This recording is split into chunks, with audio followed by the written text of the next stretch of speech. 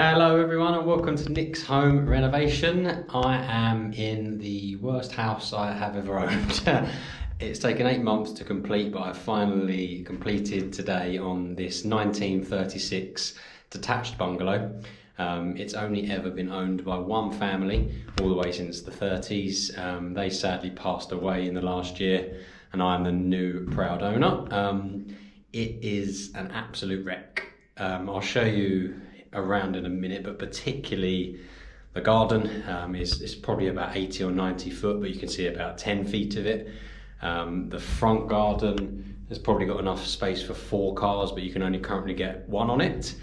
And everywhere hasn't been touched in at least 30 years. So it's a really cool project. I'm going to be renovating the whole thing. I've put in planning permission, which I'll put the documents on Instagram. My Instagram is 1936 bungalow renovation, and I'm going to put all the documents on Instagram that I've submitted. So we're hoping to do quite a lot to this. We're hoping to extend out the back, extend out the side and convert the garage into a master bedroom ensuite, and hopefully as well do a dormer loft conversion as well for another bedroom with an ensuite up there. So quite a lot, as well as the 4 meters out the back. So we've submitted the plan, so hopefully within the next few months we'll get that back. Right, I'll take you on a tour. I'll start with the outside and we'll go from there.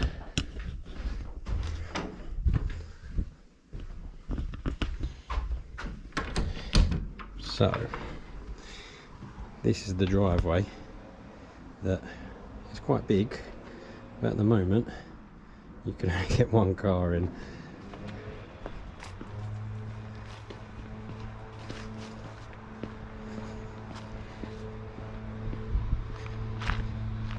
And this is the bungalow.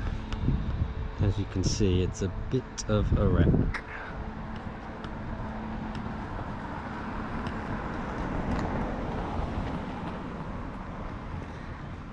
So as you can imagine, everything needs doing. New windows, have to have a look at the roof, but a lot of that's changing anyway. This is the garage we're hoping to get rid of. So first job is to cut this back so we can actually get a skip on there. Coming through the front door up these steps, you've got quite a nice big hall, quite an unusually big hall. A lot of space in this bit, seems a tiny bit wasted, but I think it's nice to have a big hall anyway. Coming through to the left, this has been marked down as a study, as I guess it's quite a small room. Look at the nice colouring on the walls there. Fuse board over in that corner, which is completely inconvenient. I'll be getting rid of that. And just some damp and dirt and other things on the ceiling as well. And nice funky curtains as well. God knows how old those are. I quite like the curved radiator out of everything, but obviously everything will be going. Into a very, very disgusting toilet. I don't want to get you too close to it, to be honest, and bleaching that will be my first job.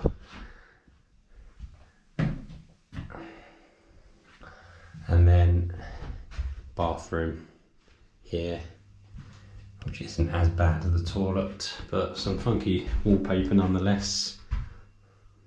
And a bath that isn't too bad, I've seen worse. So the plans that we've submitted are making this a little bit larger here, and obviously knocking the wall down between here and having a bathroom here. So that makes perfect sense to me, making this room a tiny bit bigger. So that'd be bedroom number 1. And then this will be, obviously with that wall removed down there, will be more of a bathroom. Under here you've got the immersion tank. We'll have to get rid of that because you don't need that, the combi boiler and our gas meter. And I'll put the fuse board under there eventually. Coming through to the right is what could be called a lounge, I guess. Old fireplace here. Some more very funky curtains.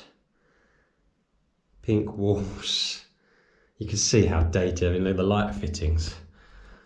Light fittings are very dated, but kind of cool. I like them. And the carpet as well, showing the age of the property.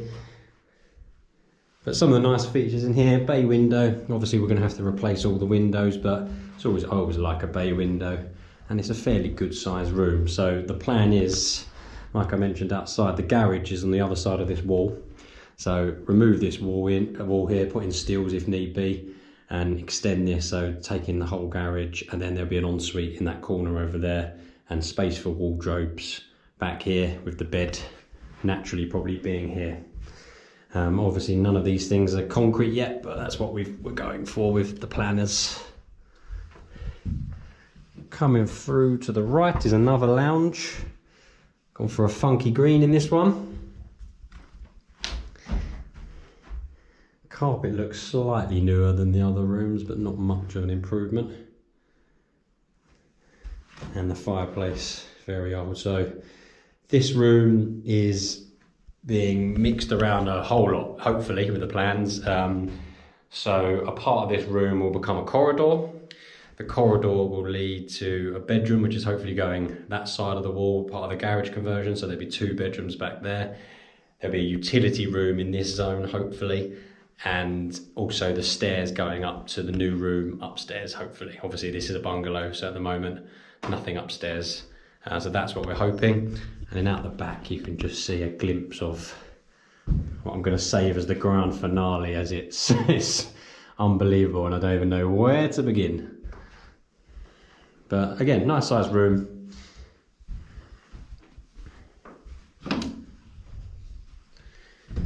Coming through to the back bedroom. Again, another nice sized room.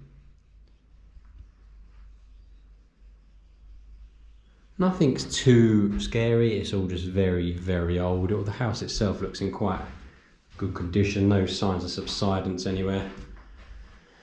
And so the 2 rooms we've just been in, this one and the next one, so we're hoping to have a 4-metre extension out here, which is under permitted development, but we've obviously gone through the planning anyway, so we put it at the same time.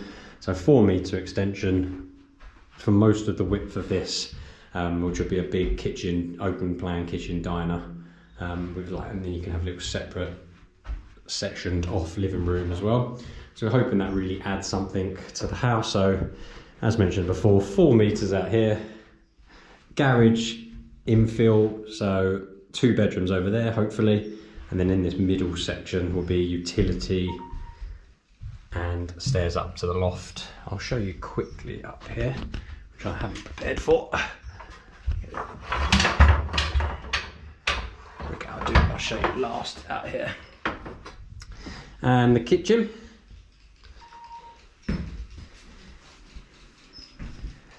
More funky wallpaper, very old units, but at least from my point of view, not too much to remove.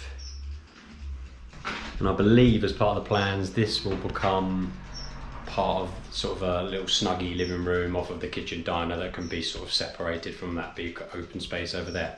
So hopefully that does happen. Right, coming through to the outside, got this side access here. Got an old coal storage, which is annoyingly heavy and awkward to get rid of. And this old lean-to, which I have to get rid of. So hopefully the 4-metre extension, as you can imagine, will be in this zone here.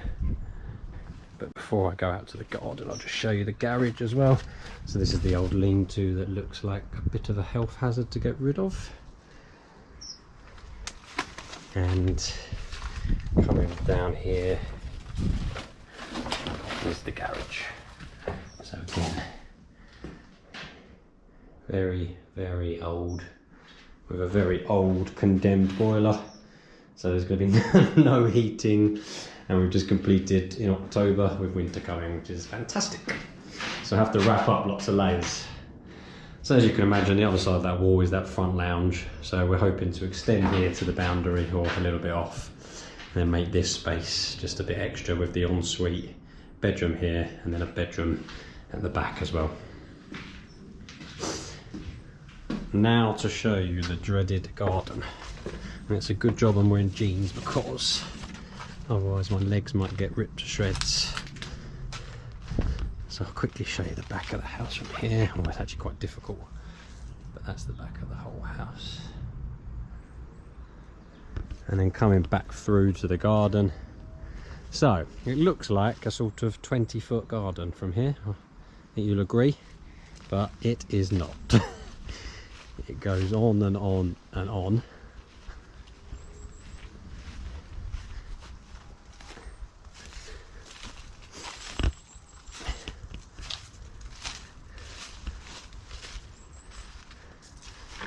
And on and on. And there's the back fence down there. Oh, I didn't even see that before. There's a little hidden shed or garden room thing back there as well. So I've got to get rid of all of this and clear it. And the house is over here somewhere. So while we wait for the plans, obviously we have to do stuff like strip walls, but this is definitely the first job that needs doing. It's just cutting back all of this and back there somewhere, and have to get rid of some of these bigger trees as well, because the extension's going to be coming into that.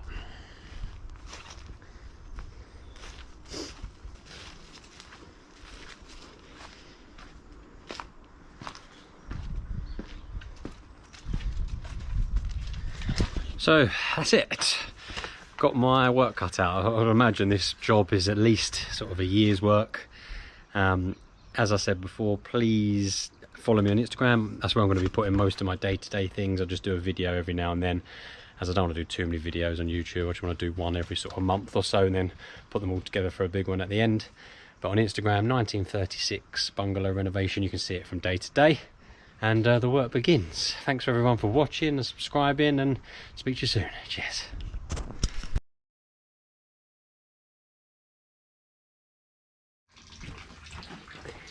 And this is the loft space. That's the steps coming up, the ladder coming up. So it feels to me like quite a good height here. This is me reaching up and got all of that room over here, and as lofts go, it's not too bad. There's no possessions up here, or not much, no Christmas trees or anything, and it's just this old water tank which we can get rid of. It's plastic, that should be nice and easy. An old metal one over there though in the corner. So yeah, up here hopefully will be maybe a master bedroom ensuite if planning allows, but we'll see.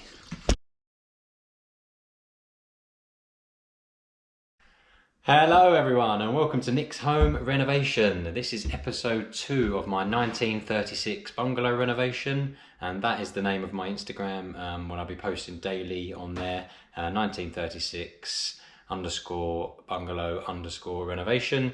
I'll be posting every day on there, so it might be better for daily updates. As for YouTube now, I'm going to take you around what I've been up to. For those of you that are tuning in for the first time, I recently bought this 1936 bungalow. It's only ever been in one family, so was in a bit of a bad condition. But actually, I've really grown to like the property. I've learned a lot about the previous owner and how he lived. I've spoken to maybe at least 20 neighbours down this lovely road. It's a really quiet road, and everyone spoke really nicely about the owner. And he was in his late 90s when he passed away. And I've just really grown to sort of love this road and love this house, and it's a real pleasure to renovate it. And I'm going to try and keep as many of the nice things about it, even if I have to, you know, it's a very art deco house, so I want to make sure I put that back eventually in the end. Even though I'm extending, I still want to keep what's amazing about this house. So I'm going to take you on a little tour. So I've stripped most of the walls, I've ripped out the bathroom, I've ripped out the kitchen. A thing a lot of people want to see is the garden, which I was referring to as the jungle garden. That's been completely cleared, still a bit of work to do, but I'll show you that as well. We'll start by going out in the front garden, because that was also a real mess probably 15 foot high worth of brambles and thorns and everything there, and weeds. So we've now cleared this. So this is the front. Nice big driveway. And originally that and this section was much bigger than that skip there. So we've completely wiped that down. And then coming around to the front. You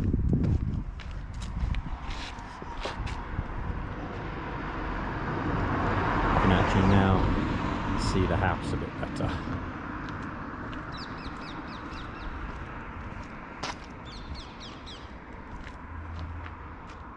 So as you can see, one full skip ready to go, and actually something I've never purchased before but I'm really loving using are these hippo bags. So they've supplied me with 2 of these and they're really good actually. They're much cheaper than a skip. You can take all the building waste, as you can see what I've used it for, and actually what I like about it is it's really low down, so you can actually don't have to get bricks and things up there. It's a 2-man job, whereas this is simply just put it in on your own. So real benefit.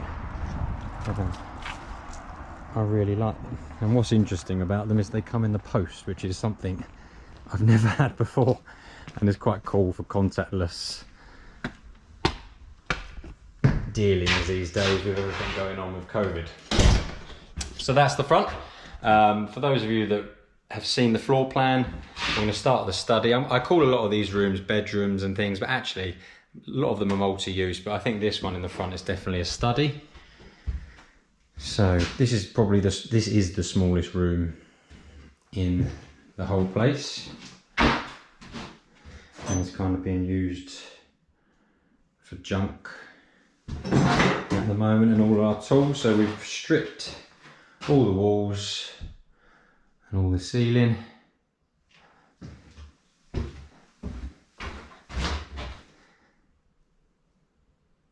The only bit we haven't done is where the old fuse board is, for obvious reasons, keeping electricity going there. And then we've got this beautiful bay window that I'm sure once we've renovated it and renewed it will be a very nice feature. Coming through to the hall, we haven't done too much here for the sheer reason of pure fear, because it's wood chip wallpaper, and for those of you that have any experience with wood chip wallpaper, it is a nightmare and very, very slow. So I've been putting it off and putting it off, but as you can see from above the doors, which wasn't wood chip paper, I've cleared that, and the ceiling, and unfortunately the ceiling was a nightmare, and when I stripped the wallpaper up there, it brought down the whole ceiling as well. So there's the loft hatch, and as you can see, the whole ceiling's exposed. So we have to plasterboard that and then skim that at one stage. So these 2 rooms, the toilet on the left and the bathroom on the right, separated by this wall at the moment. That's why this wall hasn't been stripped, and this wall will be coming down eventually. So we've stripped the left hand side and the ceiling, and obviously we haven't done the toilet because we need the toilet. And then the bathroom, again, we've left this wall because it's coming out. No point wasting our time stripping it and removing things. And we've stripped all the tiles off, all the wallpaper off.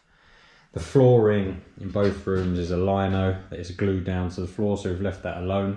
A few people have said it might be asbestos. We've had that looked at. It's not, it's just a lino. And we've removed the bath.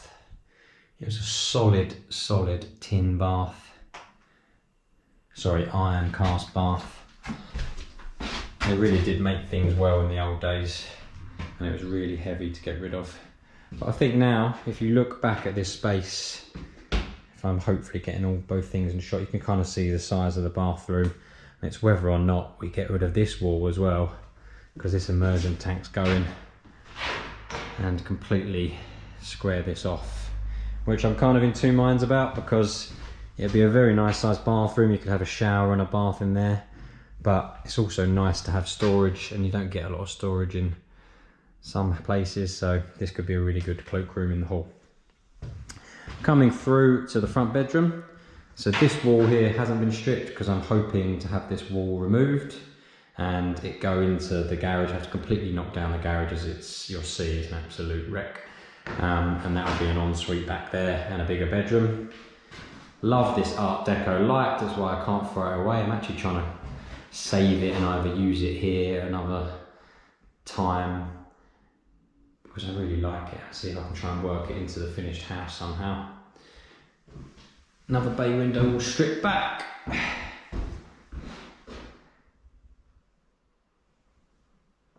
And the fireplace is gone as well. So this will be coming out.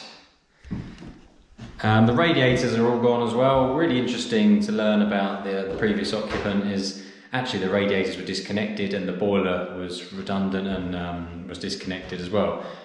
So we were like, how was he heating the rooms? But it was this room and the room next door were coal fires, and there was a big coal storage in the back, which was the heaviest thing to remove. But now it makes perfect sense why it was filled with coal, because he obviously stayed in this front room and this back room where there were fires. He could heat himself, and then he had an electric heater in the bathroom as well. So that made sense because all the radiators were completely redundant, no water in them. We tried to drain it and there was nothing in there, but as you can see there was a curved radiator under there which we've got rid of. And all the skirting unfortunately had to go as well. It was all rotted and old, and it would have been really hard to make good. It would have been a bit of a job. Coming through into the other room I was talking about, which was the old living room. So again, that's the fire that I was talking about that's been stripped out. Oh, and actually that's what I was talking about in the front, the hippo bags. That's literally what that skip comes in. How cool is that? It just comes in the post. And then this is the back garden, a little glimpse into what we've done. But I'll tell you more about that later. And another cool Art Deco light. So in here, stripped out walls, radiator gone. You can see where the old pipe's left at the bottom. Coving, that wasn't original, that was added in. That was like a weird plasticky material. And the skirting, like I said, had to go, even though I wanted to keep it because it was just rotted and so many marks and scuffs in it. And obviously all the flooring up too. Into what was the kitchen.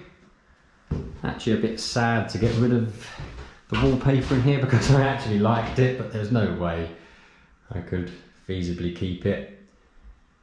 The units were really nice, so I put them on eBay and sold those because I thought it would just be a waste to throw them away when someone could get good use of them, and they're actually quite nice as well.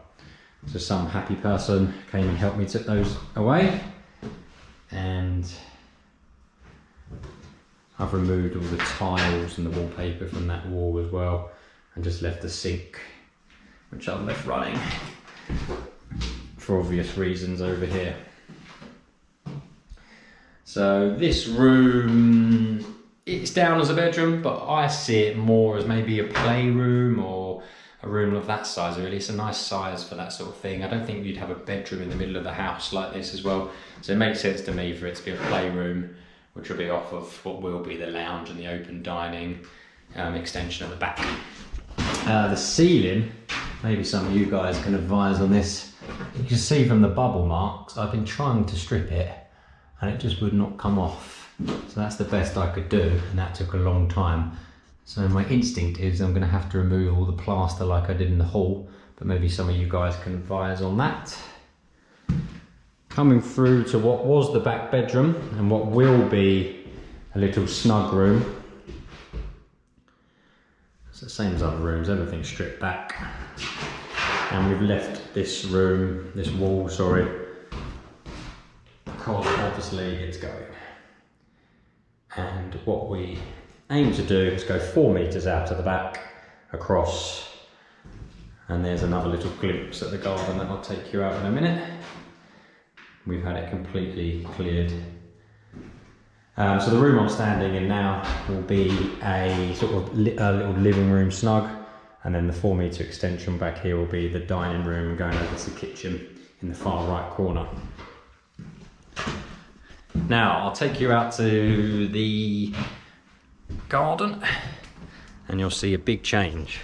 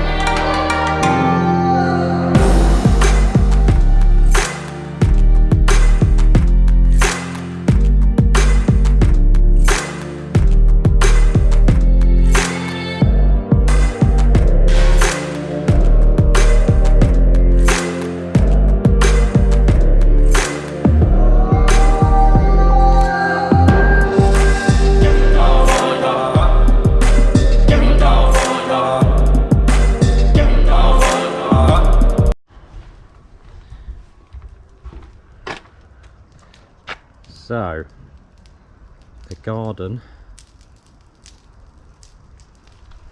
is now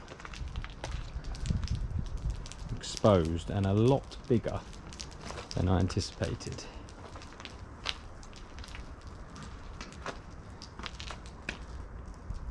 So whilst I'm really pleased, it was quite sad to get rid of some things. Like there were some nice trees here, but it just literally couldn't be avoided. The extension comes out 4 meters here, and we need the foundations, which is a little bit further obviously.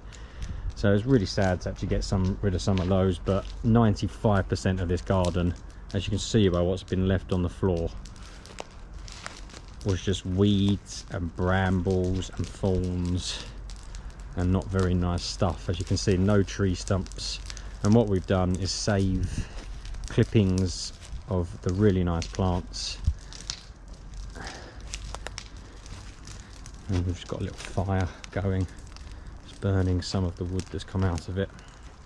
But an absolutely huge garden. We've got this beautiful apple tree that we're saving, so come spring next year that will start to blossom again.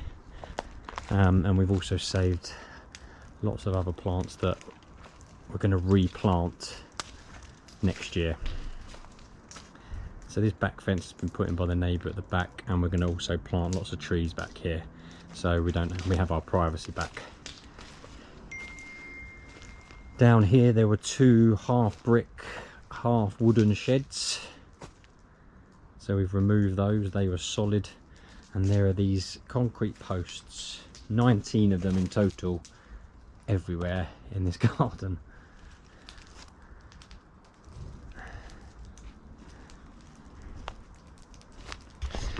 So I know it looks a bit bare, and it was a bit hard getting rid of some of the trees, but most of it was just awful weeds and brambles, and actually all the neighbours said they're really pleased with how we've done it and stripped it back, and that we're going to save a lot of the plants for spring 2021 and replant, and hopefully they grow to make this a lovely gardener's garden again. So our last thing I'll take you through is to the garage.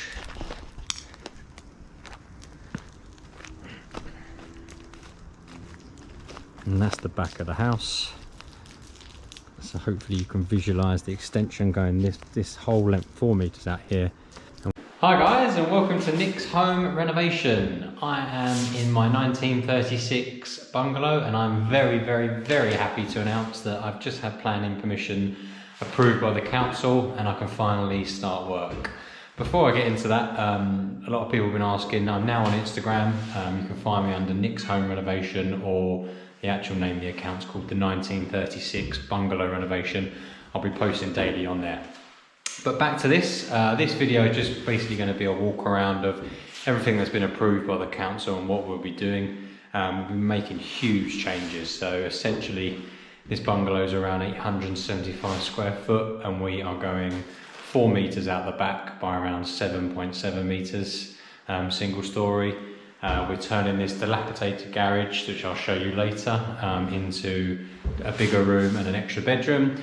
And we're also going up into the loft, and I'll show you how we get up there, where we fit the stairs and how we add that. So we're adding a lot of square footage to this property. You've probably seen from other videos, the garden's a really lovely size, but the bungalow could use a bit more square footage. So I'm really excited to get going.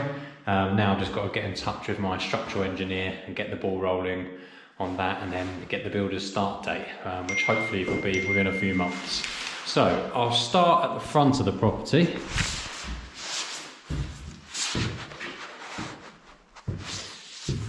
So this is the front door, obviously. So this is the only room, basically, in the whole place, pretty much, that's not changing. So this is just where we've been storing a few things. This is going to be either an office or playroom, maybe for children, or a study. One big thing I've got to do is move the location of this fuse board, and I'm going to put that in the hallway cupboard. So we have a separate toilet, and then a very small bathroom here. The bathroom's originally over there. So I'll put the plans up as I go on this video, but the obvious thing is what we're doing is removing this central wall. So I need to find out from the structural engineer whether this can come out without me putting the steels in, so maybe I can do that before the builders start. But whatever we do, or whenever we do it, it's going to mean a nice size bathroom, and we'll be able to get a shower in there, a bath in there, a toilet and a sink.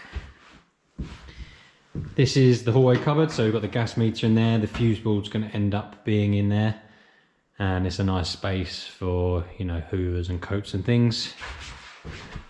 This room is going to see a big change on the right hand side. So this is the front room with the bay window. And what's going to happen is basically where this pink wallpaper is here, that I deliberately didn't get rid of because I hoped it was coming down, and where that fireplace is, this wall is being removed. And what's going to be back there is space for wardrobes, open up the room more, and it's going to basically go into the garage, which I'll be able to show you from the other side shortly. And that's going to create loads of space at the back there for wardrobes, a bigger bedroom, and then there's going to be an ensuite in that far left hand corner over there. Quite hard to visualise from this side, but I will show you on the other side in a minute. Coming back through, I'll stick to the right hand side of what is the back living room at the moment with that cleared garden. So this is going to see quite a lot of change. So this little passageway here, as we look at it, will be where the stairs go up to the loft extension. So the stairs will go up here, up into the new loft extension. And then the rest of the room, from sort of here onwards, will be a utility room to the back of the house. That will be accessed from the kitchen, which will be back here eventually. So you have to imagine stud wall coming across here, leaving space for a corridor to get down to another bedroom. So back there, the other half of the garage will be another bedroom at the back there. So we have a corridor down here, running to that, and then this bit at the back here will be stairs going up into the loft. And then this bit at the back of the property will be the utility room, all studded off with a door in this left hand corner here. So quite a lot of activity in this room, so it's going to massively change. The old kitchen,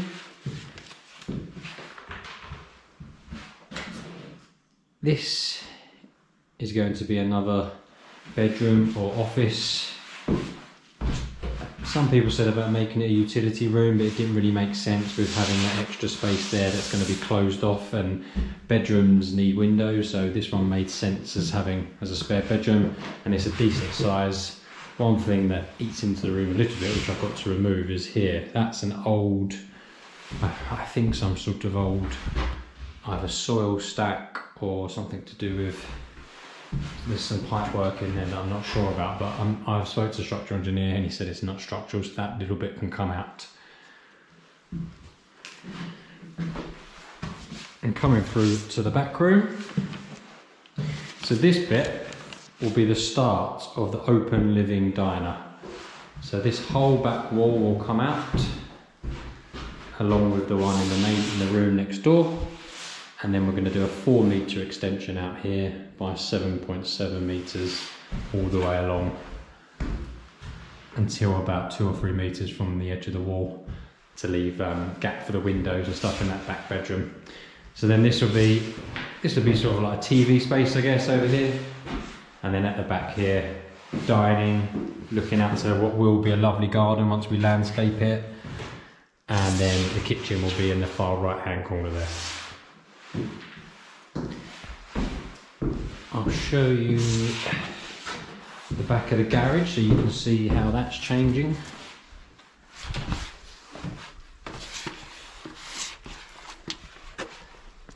So that's the garden that we've had stripped out. It was a bit of a jungle before, but we've managed to tame it a bit.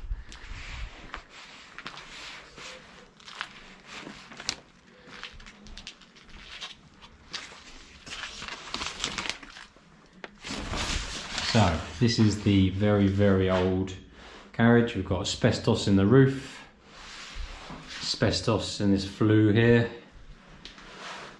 and some very old electrics and things. So I was glad this got approved because I didn't know what to do with this otherwise and how to improve it. So we're now right at the front of the property, and there is that front living room on the other side of this wall here.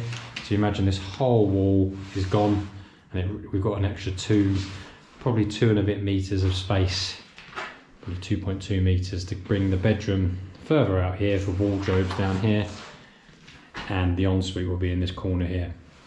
And then that wall will come across here, and then this is that second bedroom that I was talking about that will be coming from the corridor into the back living room where the stairs are going up to the loft extension. And then this will be brought further out to come in line with the edge of the house here. So that will stop here, and then the 4 metre extension will start here, going out and bring nice and straight the whole way across, all the way down to the end.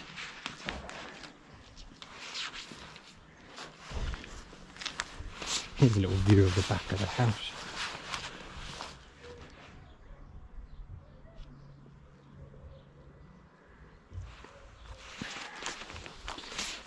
So lots of changes to be made.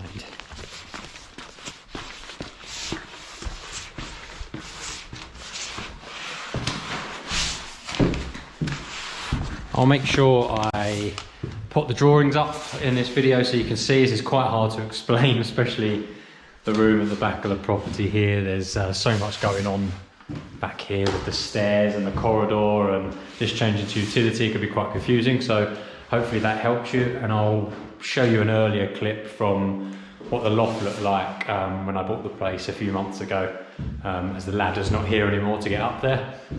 But basically the loft extension, so the old loft obviously comes down here in line with the roof, and we're just going to bring that along at the same level the roof is at now, all the way to the back of the extension. So it should be a really nice size up there for the master bedroom, and there's going to be an ensuite up there. So really excited. Got some stuff to get my ducks in order now, but I'm really excited. I'm really glad it all got approved, and should have some stuff to show you hopefully in around February, March time. We'll get going. And hopefully it's warmer than today. Thanks to everyone for watching and subscribing. As I said, I'm now on Instagram, 1936 Bungalow Renovation. You can follow the journey. I'll be posting most days on there once we get working, and I also post about my other projects on there as well. So thanks again, have a lovely day, cheers.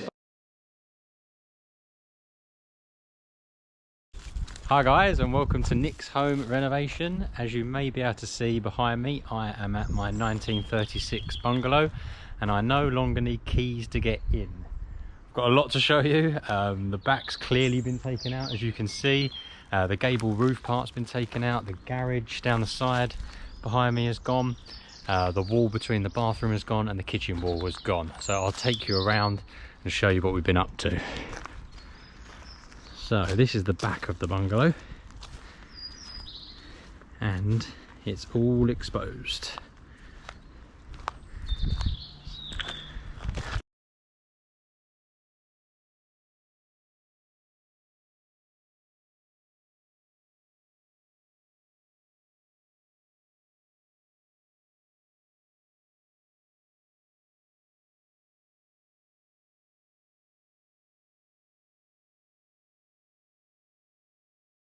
So the builders have removed this because eventually this whole back wall is coming out. So this needs to be taken out as well, but won't be taken out until we get ready for the steels. Basically, being a bungalow, all the weight is supported by this wall down the middle of the whole house. So it's safe for us to take this out. And this is how it looks from in here at the moment. So those of you who haven't seen my other videos, there's going to be a 4-meter extension, which is why they've got up some of this concrete in the old patio here as well. So the 4-meter extension is going to go out here, all the way across here, slightly more than 4 meters at this point, so 4 and a bit meters to bring it all out square. And it's going to be a pretty cool kitchen diner in this space out here, roughly about this where I'm standing now. So all of this space will be the extension.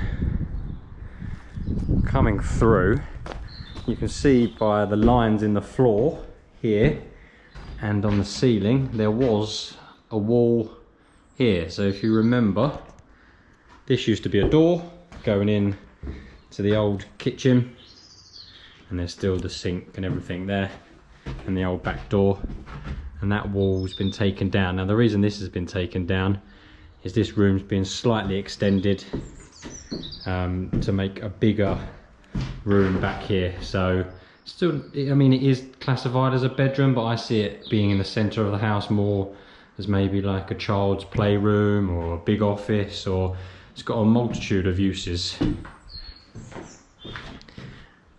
Next exciting thing that has happened is the bathroom toilet wall has gone, and instantly it really helps to show the size. Let me get this light on, this random light switch.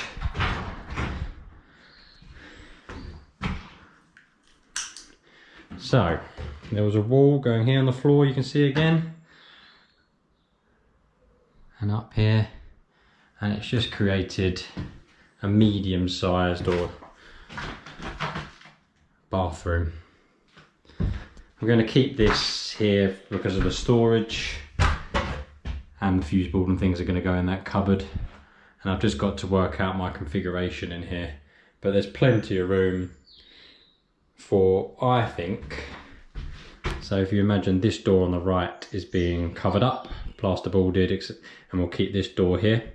I can envisage a shower bin in this corner, the toilet and sink on this wall somewhere, and then a bath in this zone where the old bath was. That to me makes sense, but I haven't fully decided yet. But it's just nice that we can fit a bath and a shower in this space, and it just makes such a difference what that wall coming down has made. No changes in the rest apart from the garage, which I'll show you in a second. There's the front room. No changes here. One of the next jobs is for the roof to come off, which you'll see through there soon.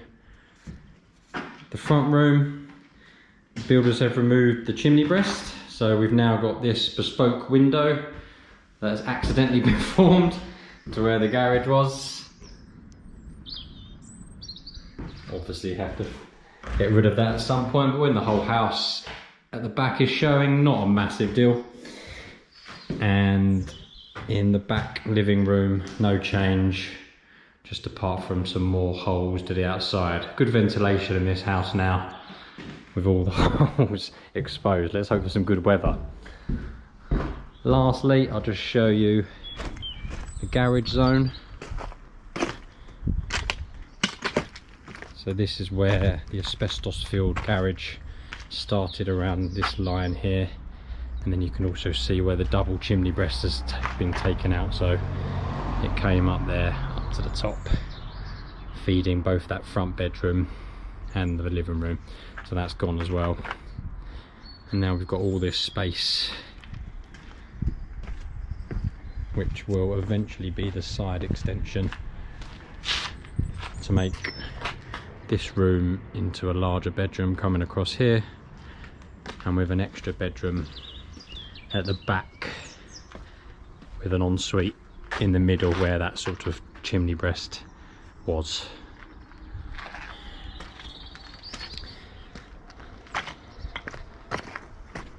Careful not to fall over. So there it is. So some security issues, but other than that, everything is going really well. Really happy with the progress. The next steps are for the roof to start coming off, and we're going to try and get a steel in so we can sort out our access to the loft, and then eventually take the whole back of the house up. But we can't do anything like that before we get the steel work in, because the structural engineer said the back of the house will just crumble otherwise. So that's our next job, get some steel work in, and I'll keep filming the progress. I put videos and photos on Instagram, 1936 bungalow renovation. That might be better for day-to-day stuff, but if not, I'll try and get as many videos on here as I can. Thanks to everyone for watching and subscribing, and see you soon. Cheers. Hi guys, and welcome to Nick's Home Renovation. I am back at my 1936 bungalow, and as you can see behind me, there's been lots of activity, especially levelling out this garden. We've got some really cool footage which I'll do a big walk around, and then after that I'll put loads of time lapses. So I've managed to capture 3 or 4 days of work all on the time lapses, so you can see the work actually taking place, which I think is pretty cool. What's actually happened here this week is we've had a few more internal walls taken down. Starting to wonder how many walls are originally going to be left, but a couple more taken down, which I'll explain. And in the garden we've had the foundations that have been completely dug out, and the cement's been poured for the back extension. Yet to do the side extension, as we wanted this to dry with the bad weather we've had. And in this beautiful garden behind me, we've taken a huge amount, 6 lorry loads of the back garden out to try and level it out. And got a few questions to ask you guys as well about your opinion on what we do with the trees in the background. But I'll start out the side here. So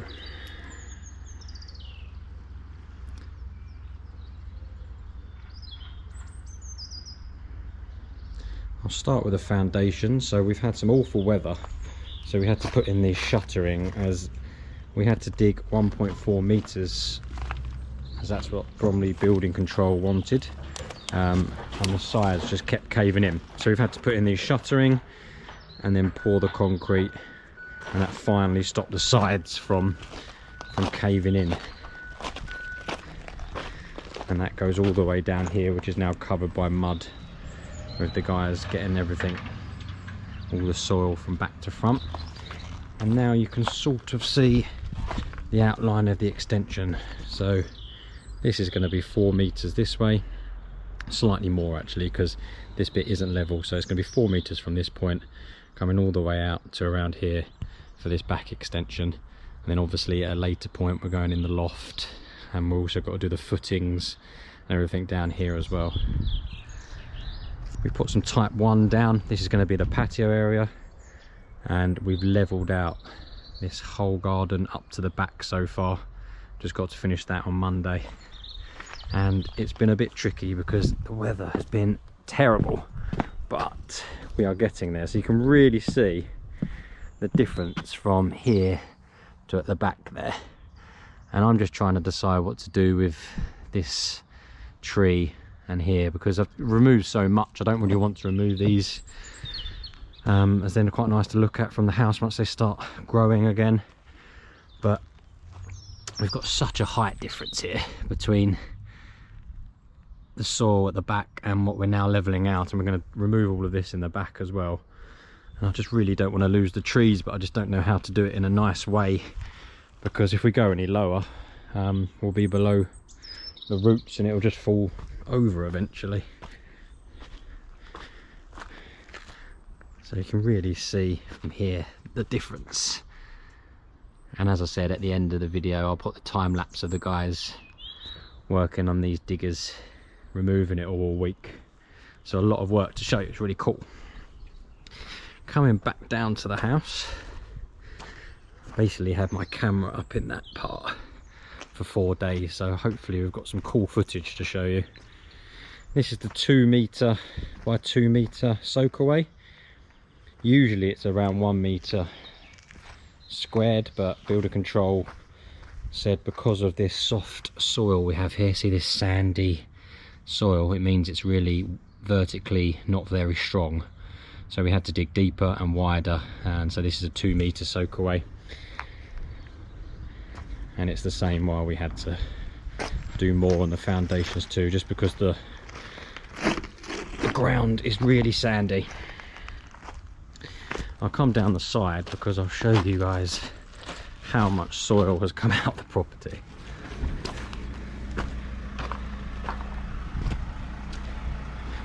See in the front here, mounds and mounds and mounds of soil, and the skip's just been taken away. This steel's now been put in, and I'll come into this unconventional way of getting into the house.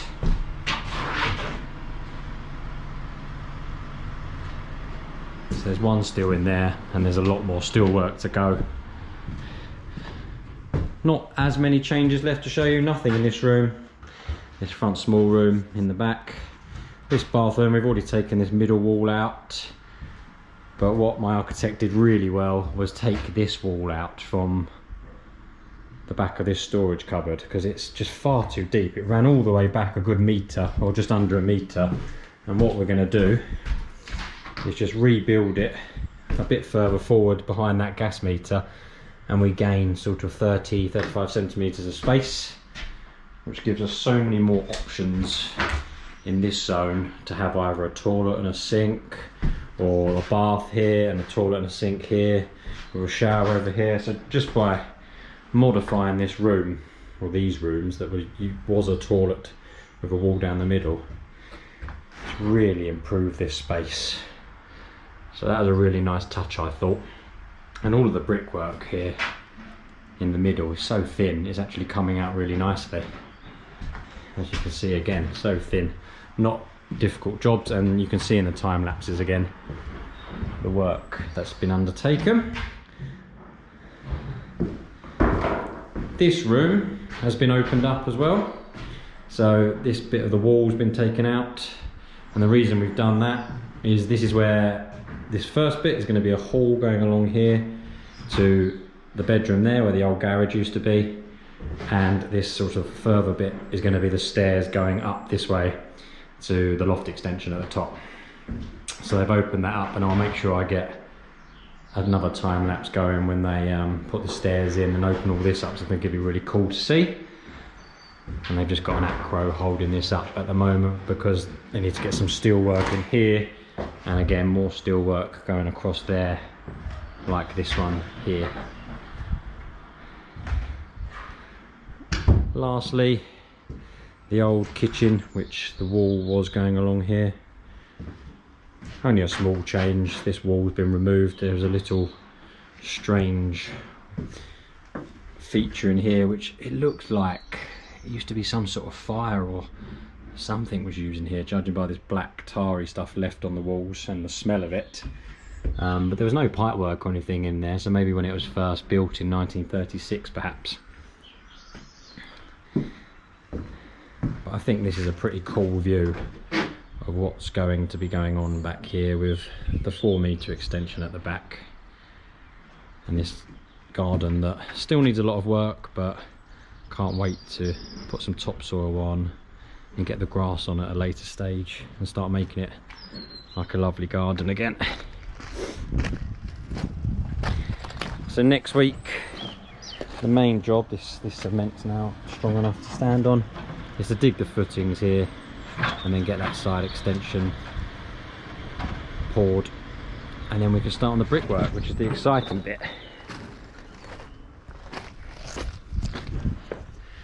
So check out the end of this video. I'm going to put loads of time lapses on. I'll try and write at the bottom the things going on, and I'll try and put some music with it, although YouTube don't often like that, so we'll see how that goes. But I hope you enjoy seeing work in progress as well as just the walk around.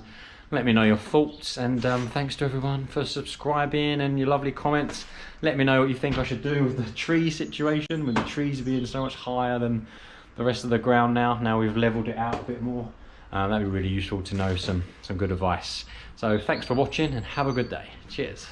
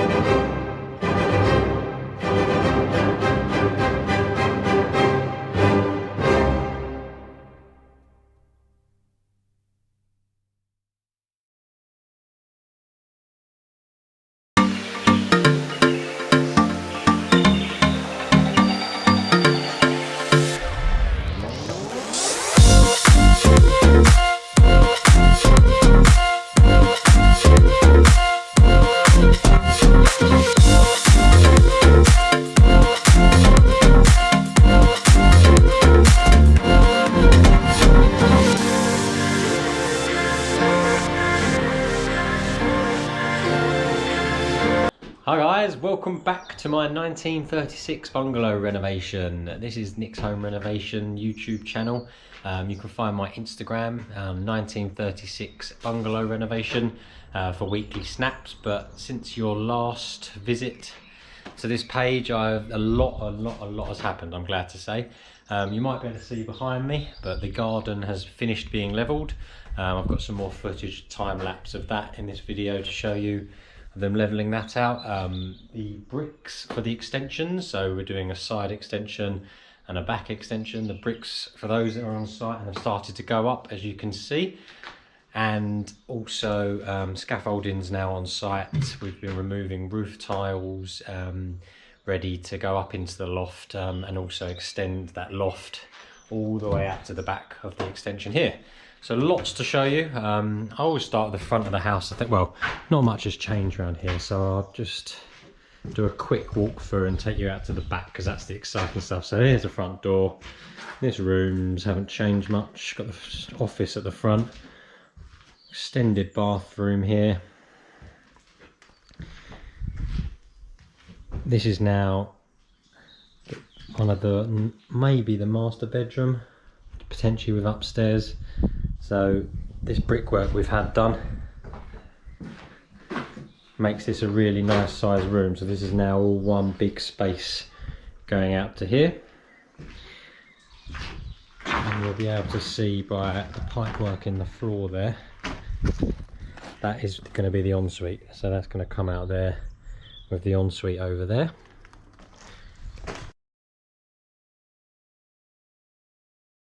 Coming back around, no changes to this room at the moment. I think soon they're going to turn this into the corridor, then the stairs up to the loft eventually, but not quite yet. And then coming into this big space now with the extension. So the extension goes out 4 meters. And it's around 7.7 meters wide. This bifold door or sliding doors, we haven't decided what we're going to have yet, are 5.4 meters wide. Really nice opening. And then that's a little window out there where the kitchen sink will be. So the kitchen's going to be in this area here. This little bit will be bricked off. We've just left it open for now, and this room in here will eventually be split between the bedroom, taking up a bit of space from this back bedroom here, coming into this bit here, and over this side the utility. So imagine a wall split down the middle there. This side's the bedroom with the new bit of the extension over here.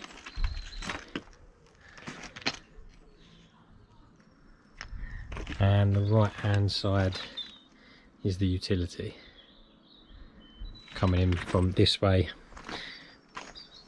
and a kitchen coming down here, round here to the door with an island in the middle, and these nice big doors.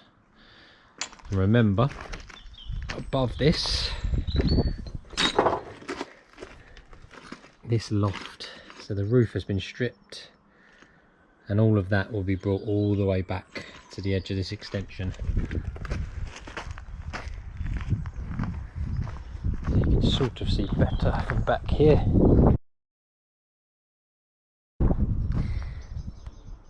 So that's why they've got the scaffold up. So they're going to continue with this brickwork and then bring the whole roof back this way as far as the 7.7 meter extension, and then we're going to leave that little enclosed bit down there. We couldn't bring that all the way across because that is a bedroom, as I said, and it needs a window, so that wasn't possible, but it's still a lovely sized extension, and it's going to look really cool when that floor goes on top of it there. The garden is now as level as we're going to get it. Unfortunately we had to lose the apple tree. It was just too much, like this tree over here. We are going to keep this. It's really starting to come out nicely now, but you can just see how much we had to take out. A huge, like well over a foot, quite close to 2 feet of soil just to level it out. And around here is even worse. So the apple tree just looked a bit silly in the middle, raised on its own, and it would have cost so much money to build a brick wall around it. So what we decided to do instead is all of this back here is going to be like a large planting area. We haven't decided what else we're doing, but we just definitely said that back here we think it's a really good space for planting some nice trees to block out some of the houses at the back. We need to do both fences at one stage. This fence is our fence, but both fences need doing, and we've discussed this with the neighbours. So that will be done at one stage as well. But you can see it's a lovely sized garden, even with that 4-metre extension coming out. I'm really pleased with everything here. It's going to be a really amazing house.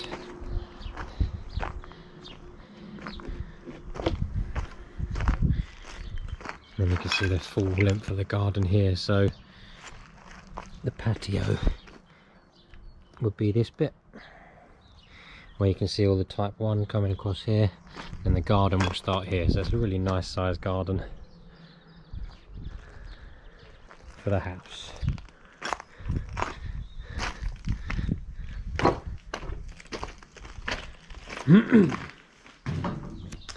I'll put some time-lapse footage at the end. So as I mentioned earlier, I've got the garden being levelled off, I've got the bricks going up, and some other bits and pieces to go in alongside it. I hope you enjoy the time lapses. I really like seeing the work happening as it was, so really exciting. And thanks so much for everyone for watching. It's starting to really take shape now. The next steps are building the bricks up, extending that loft extension all the way out, and then putting the roof tiles back on. From here, as you can see here, there are roof tiles everywhere, as we're trying to reclaim as much as we can, because it was all fine and no leaks, so why not use it? And as you can see, the roof tiles are everywhere, all ready to go. Thanks to everyone for watching and subscribing. I hope you're enjoying this renovation. As I said earlier, my Instagram is 1936 bungalow renovation. It'd be great if you could follow me on there, and I'll put loads of weekly posts updating on what the guys are up to, and I hope to see you on the next one. Thanks guys.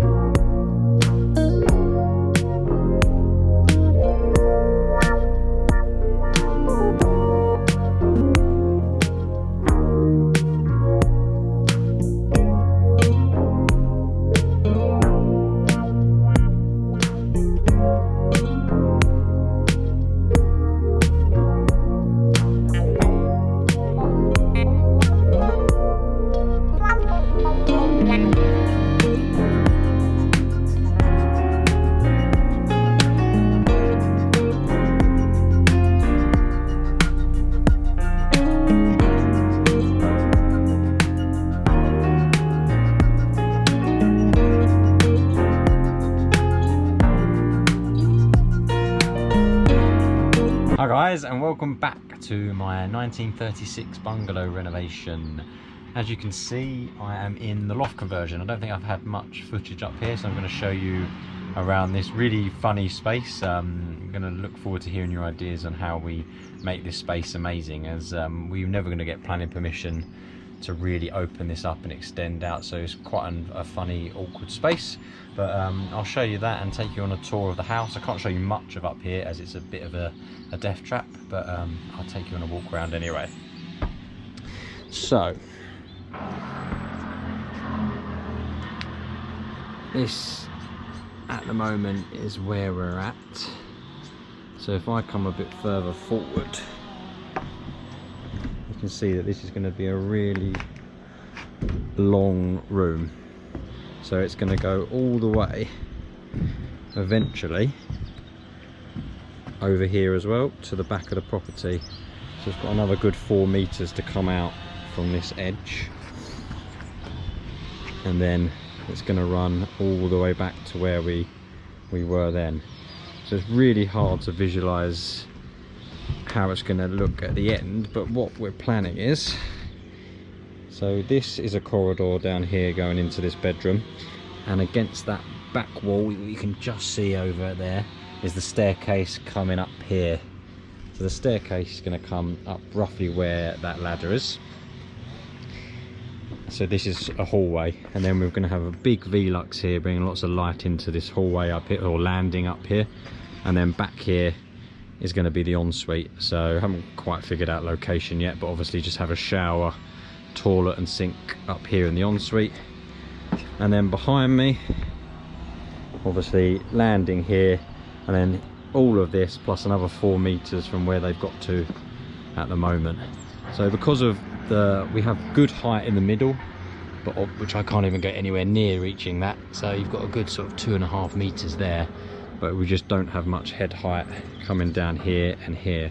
So I think we're going to have to build some sort of bespoke back of bed here for the bed to go the other side of there, looking out towards the lovely garden, and then with some wardrobes behind that bed and fitted space using all these angles down the sides. That's how I visualize it anyway, but if anyone's had any experience of room shapes like this, where we just don't have the width of this property to go out any further or get more of a pitch, and we never would have got planning permission either. Right, let's go and show you the rest of it, because there's been a lot of changes downstairs too.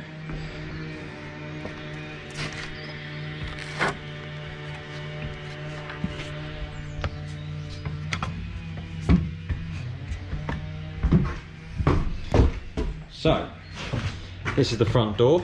So what I like about this is eventually, as soon as you come in the front door, you're going to see all the way out to the back of the garden, which I really like. Really nice features in this nice wide hallway, and you can see right down to the garden.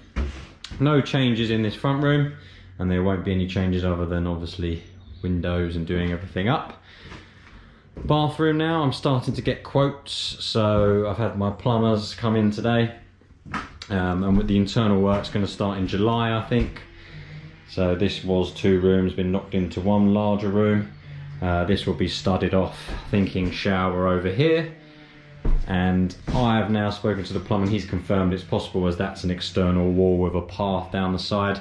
I don't want to see the toilet when you first walk in, so if this is now the door, I don't want to see a toilet there if the door's ever left open. So I think we're going to tuck the toilet in this zone, with the sink in here, and have a freestanding bath in this space, because there's plenty of space here to fit a walk-in shower or shower in that corner, and then have that bath here. So when you're in the hallway, there's a bath there rather than looking straight at a toilet, which I don't think is very attractive. This wall will get studded out the back here. The electricity meter will be here 30 centimeters. It has to be from the gas meter, but can go in the same cupboard for a bit of storage space.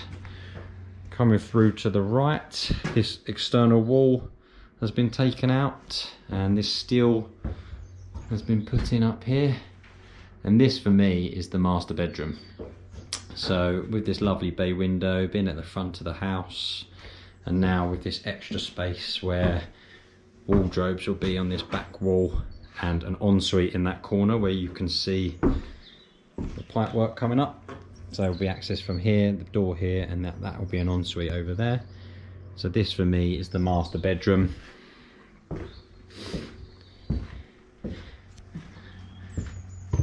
So they've opened up this, and they've got a lintel holding it up at the moment until everything's more structurally safe. And as I was saying, from up in the loft, this is now going to be a corridor to get into this bedroom, which is being brought further this way. So again, another external wall has been removed, and this bedroom's going to come out to about here, and then this space behind me is going to be a utility. Quite a lot of it to visualize at the moment, and that utility will be accessed from a door here, which will eventually be the kitchen. And then this is the bedroom down the side. So we've added 2 bedrooms down the side. Well, we've extended the front bedroom and added this second bedroom here from the old garage, and all the lintels are now in and all sealed. And then you can see a bit of a glimpse of above what they've been working on, and how this will be brought all the way out another 4 meters. We're waiting for a lintel to sit in that gap there, bring all this all the way out to the back for a really nice long room. Not a wide room, but a long room. Back to the main corridor. So this wall has also been removed. This has been shifted over about a metre or so, just to make this, I see it more as a large, sort of like a playroom for children, or like a snuggy room, perhaps like a TV snuggy room. Don't quite see it as a bedroom as where it is in the house, is sort of in the centre. But I think it's a lovely size children's playroom or snug.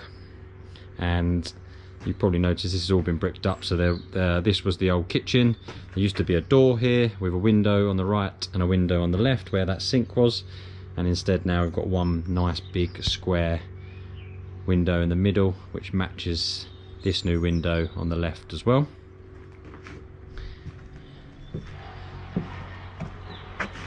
And there's that new window there. And then coming into the back extension, 4 meters by about 7.7 meters out the back here. So just preliminary talks, but we're thinking of having underfloor heating at the back here, especially as it's going to be screeded and insulated down here anyway. I think it makes sense to have underfloor heating here, and then I think I'll probably have radiators everywhere else, as underfloor heating everywhere is very, very expensive. So I think I'm just going to keep it to the back and get some nicer radiators to finish it off. Here's a view from the scaffold of the garden, so still a really nice size. Not sure how many feet that is now, but it's going to be really good to replant everything we've taken away and make this lovely and green again. And then this is another angle of everything going on up here.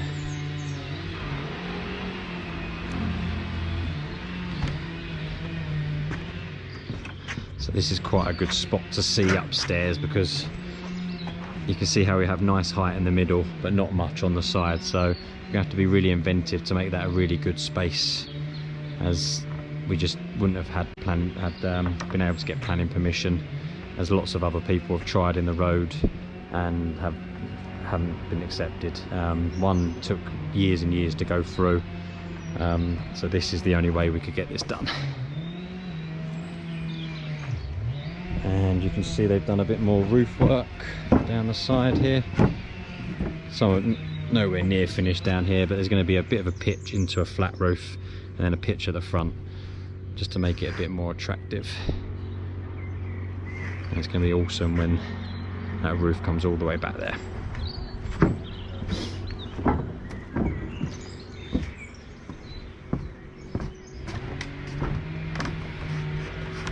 Coming back down.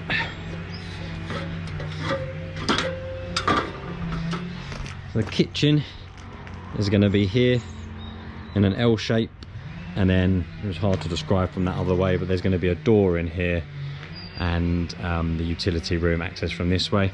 This is actually going to be a supporting wall that's being built, a structural wall, because it needed the loft space needed a bit more support, so that's why we had to dig 60 centimeters or 600mm foundations, which have been poured this week, ready for that.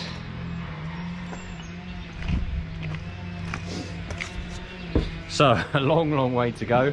The builders have, they think, 4, 5, 6 weeks left here, and then we'll be tackling the inside. So there's basically, they're getting to the stage where all the structural work is done. They'll put in the V-luxes for me, and then I'm arranging everything internally, so I'm sorting everything else. So start with obviously windows and doors, make it all watertight, and then I'll be getting in here to start the rewire and insulating, and get the plumber in here to do his first fix. So lots and lots to do. I've got a bit of a time lapse at the end of this video. It'll be some taking down some structural walls, some of the loft work, and some other bits and bobs, so please check out that. And then once all of this structural work's done, I'll make a huge video of everything from day one to the structural work ending, and then I'll do another one at the end doing all the internal work. I'll put it all together so people can see everything in one video.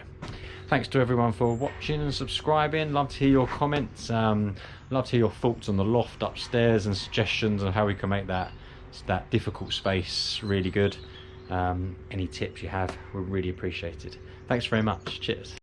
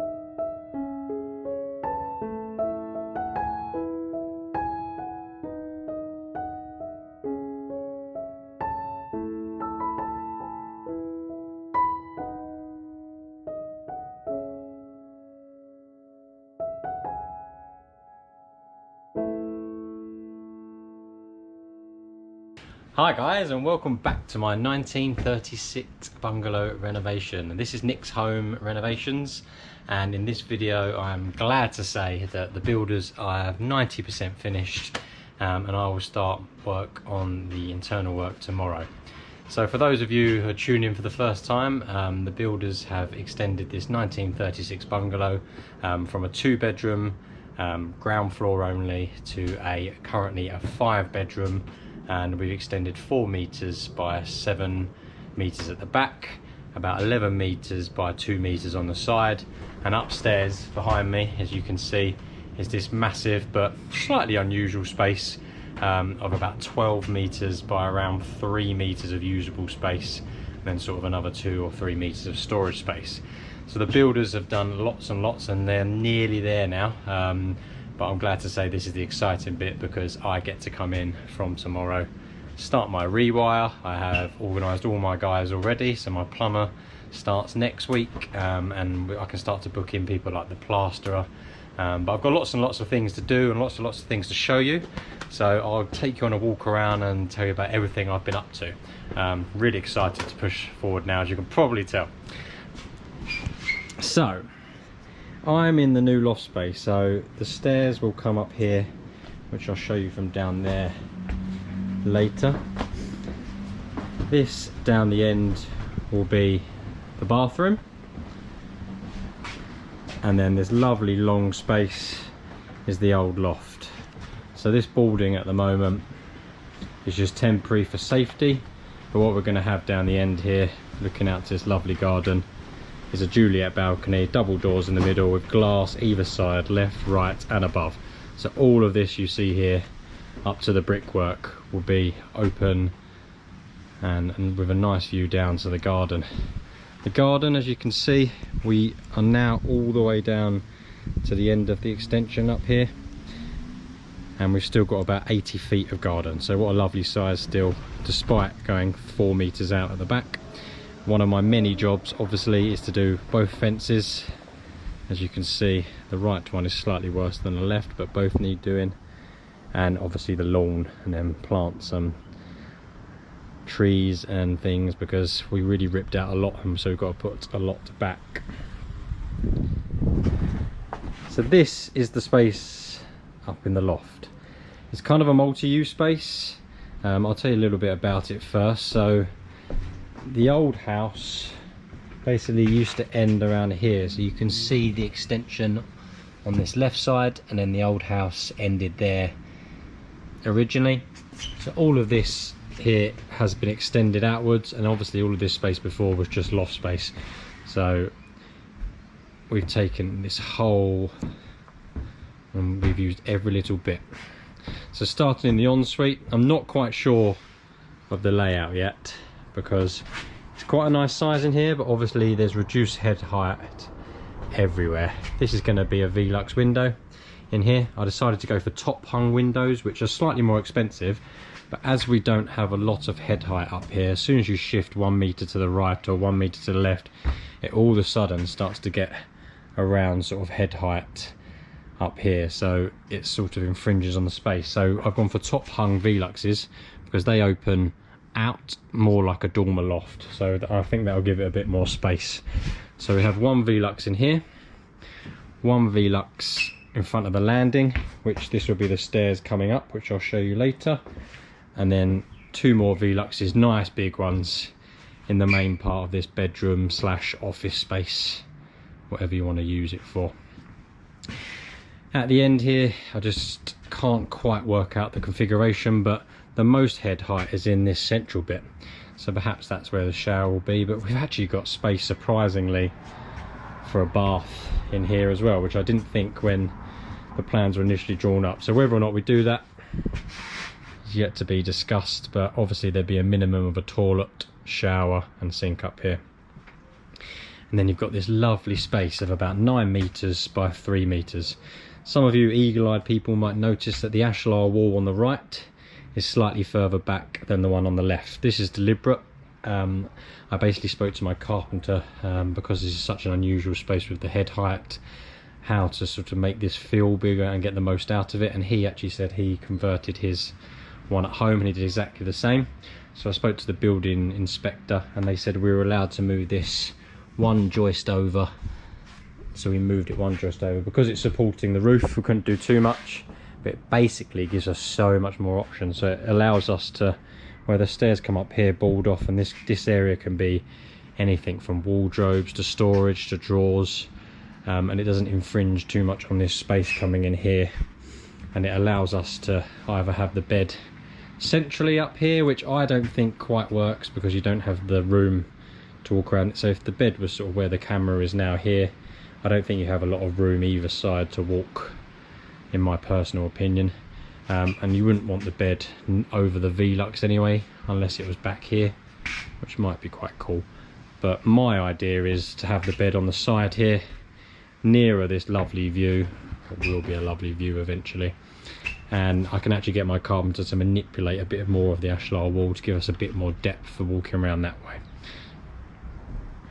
That's the plan anyway. But today, actually, I mean, the office is such an important part of people's homes as well now. With everything that's going on, people working from home a lot more. So this could even be an amazing office space, as you've got the toilet up here as well, or even a children's, 1 or 2 children's bedroom. You've got so much space up here. Admittedly, some reduced head height, but I'm just shy of 6 foot, and if I move to the side, I've still got a bit of room. So it's a nice size space, much better than I thought it was going to be initially. Any other thing to discuss is what I've got to do up here. So my job, so I just get my builders to do all the structure work, and I do all the internal works myself, starting from the rewire. So one of my jobs is, this is 150mm timber for the rafters. This needs to be insulated. So what you do, you leave a 5cm gap, which is an air gap, so no cold bridging takes effect. So I usually put a little cable clip or something there to leave that 5cm gap there, and then we'll put 10mm fixed insulation there. And then you also, current regulations state that you have to board below that as well. So you've got a gap there, insulation there, and then insulation below the rafters here too. And that just makes this space obviously very, very well insulated, as well as obviously doing everything you see here. So all of these walls, the ashlar walls, all of this flooring here, this eventually is all going to be boarded to use as extra space with a few doors to access. So lots and lots of insulating between everything you see here, as well as this stud wall into the bathroom. We were going to have a stud wall here as well, to make this sort of a landing area, but actually I actually prefer it just as one huge room, and then we can speak to my carpenter about what he can do in this space to make it really cool at a later date. I think putting a door here and there just wastes a big chunk of space. It seems a bit unnecessary for me. Right, I'm going to take you down this very old ladder. So this ladder was here when I bought the house, so I need to be very careful because it looks at least 50 years old, and I need to get ready and get a new one. So down here the builders have done lots and lots and lots. So I'll take you around. They've extended everywhere, all the stud work's done. I'll start from the front door. So these are the Veluxes ready to go. I got those from a company called Yard Online. They were by far the cheapest I found. This is the only room with no activity. I've got my quote for the windows. The windows will be going in around 6 to 8 weeks. That's a really exciting stage because then all the plastering can get done. The plasterers can do some walls, but better to wait for all the windows to come in. The front door, I've also got a really nice period door to match a 30s property. And I'm going to have the number in that little bit up there. I think that's going to look really cool. The bathroom is now a lot bigger. So this has been completely opened up, ready for the builders to just put a little bit of stud work in here for the plumber's pipes. And we've just got to take out a tiny bit of this wall as well to just make this storage cupboard slightly smaller and give us a bit more room over here. And that's where my fuse board's going to be, and then that stud work is what my fuse board will sit on, with easy access for my cables going up and down there. And as you can see, that's the gas meter in there as well. coming through to the front room. Depending on what you think about upstairs, this could be the master bedroom now, because we've extended out the side here around 10 meters by 2 meters where the old garage was. And we've added this lovely window here too. And then this is the nice new space. So this stud work in the middle is going to be the new ensuite. And it's got, you have lots of room in here and lots of choices. You see the waste stack in place, obviously, that the builders have put in. And I'll show you what's the other side in a minute. See the steel work the builders have had to put in. So they had to put in one piece here and one piece over there to support upstairs and this side extension. And I'm really pleased with the size of this room, what I'm calling the master.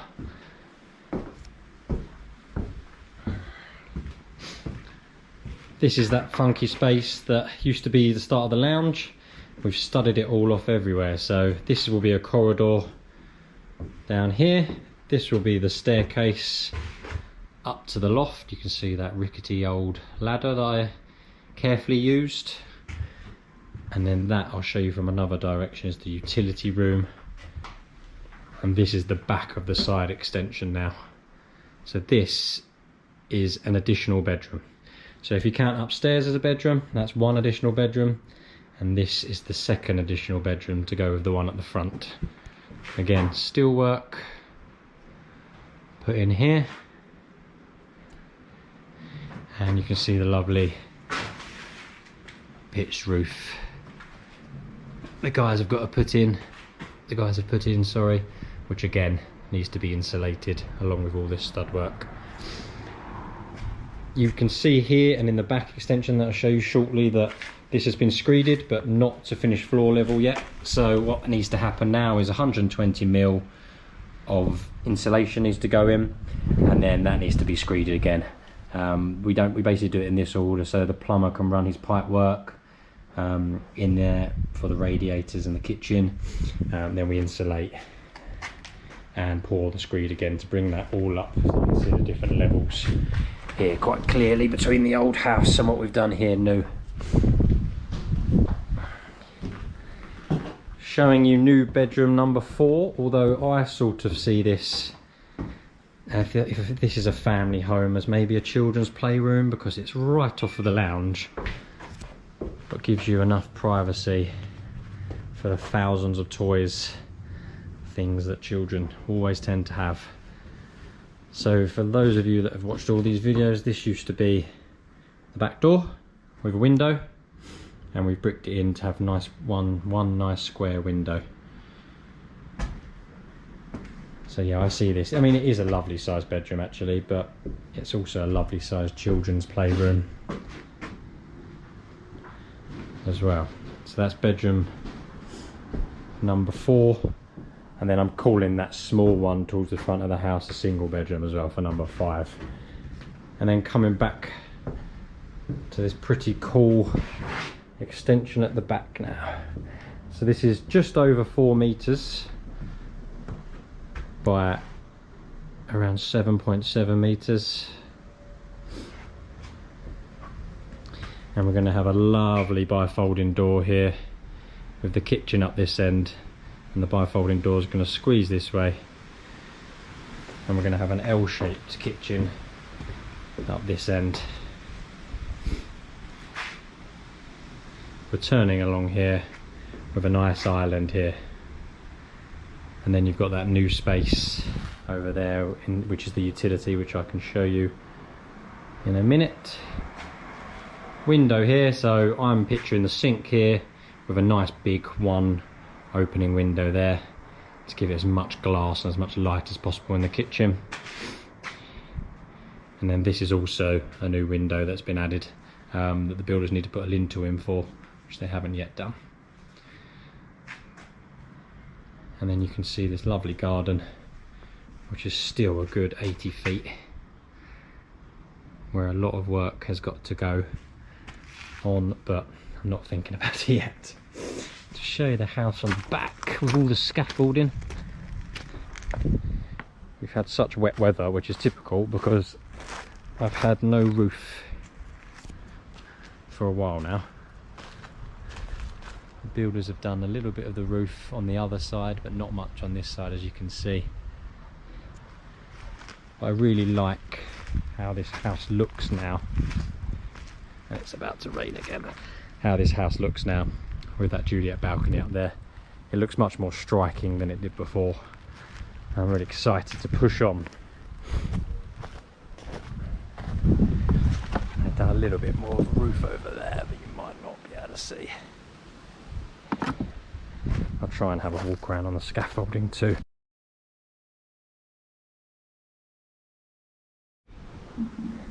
Quick cut to the roof.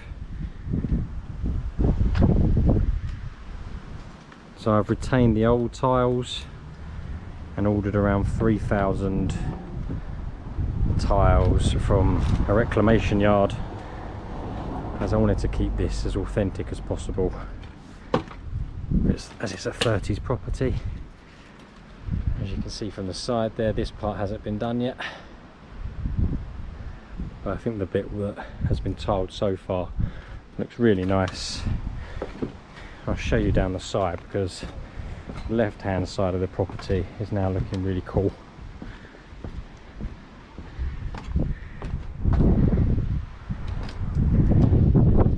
And you can see those Veluxes up there.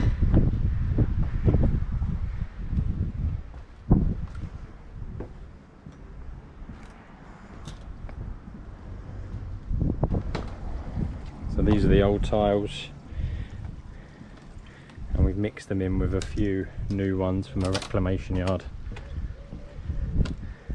But actually looks really nice. I'm really glad I didn't go for a brand new tiles. It just would have made the house stand out so much more from the neighbours. I want to keep this as authentic as possible. And there's that nice big opening that I couldn't show you from up there.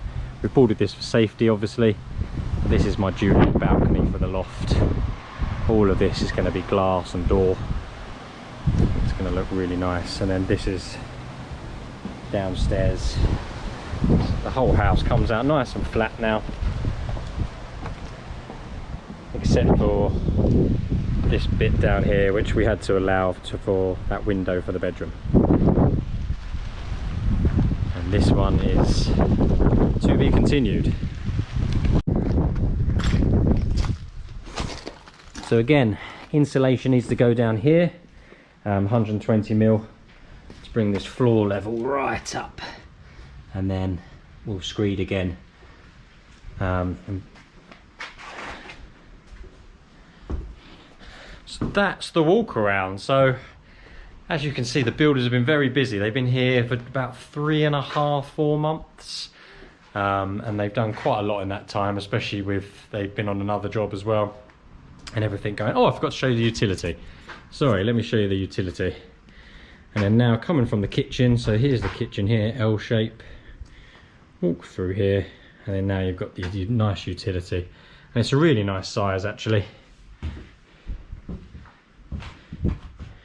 So in here we're going to have the boiler, the washing machine, another sink, and lots of storage space, because we've taken away a bit of storage space in the hall, and obviously there's no loft anymore. I think it's important to have lots of big tool units here, and then maybe some lower things here, a wall unit and a worktop and a sink. But it's really important to have a nice big utility room if you're lucky enough.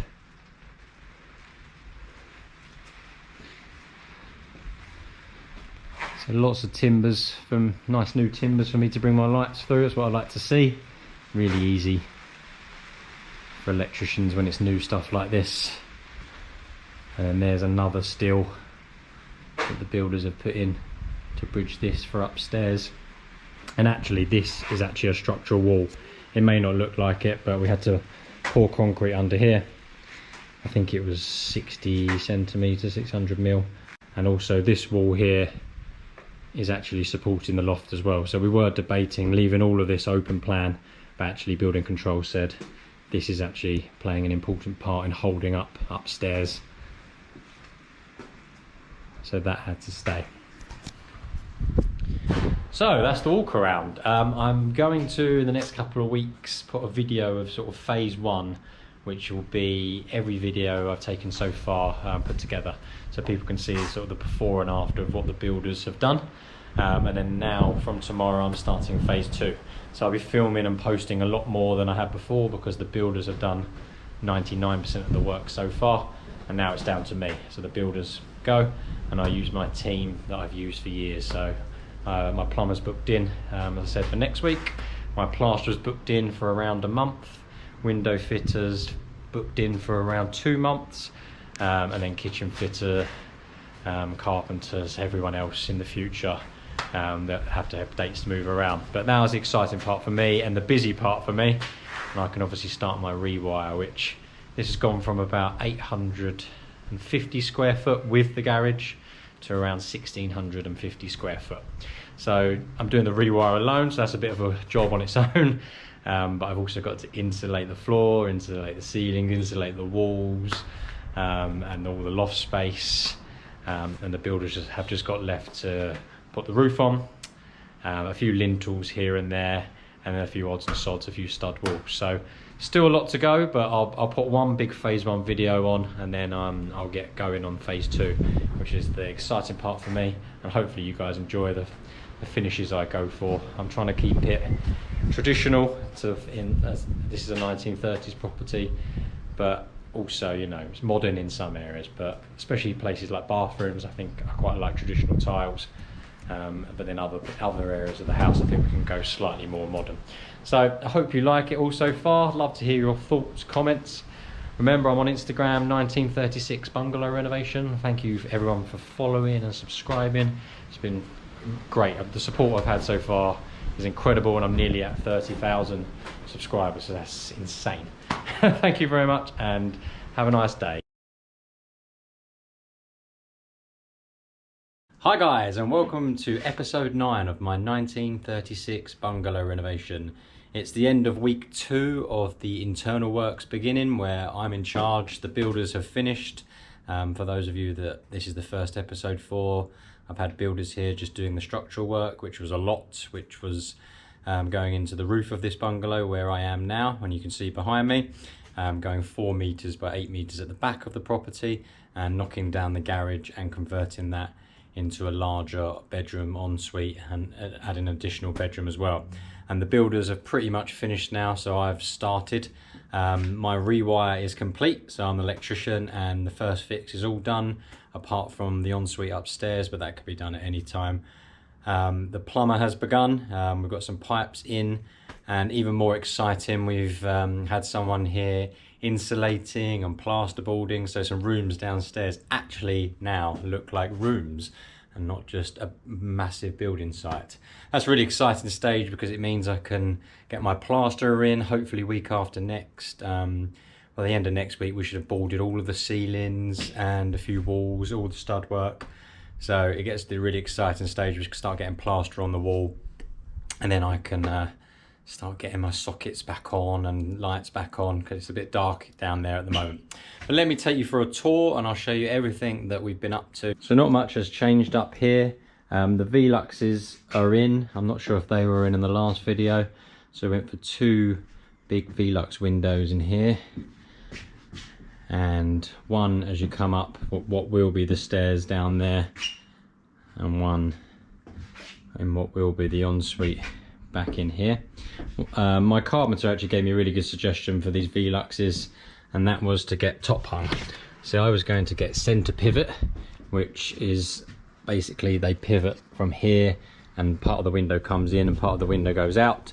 But he said in a space like this where we've got such funny angles that the only way we could get planning permission, this makes it more seem like a dormer loft, because you've just got that head height in here, which just gives you a little bit more.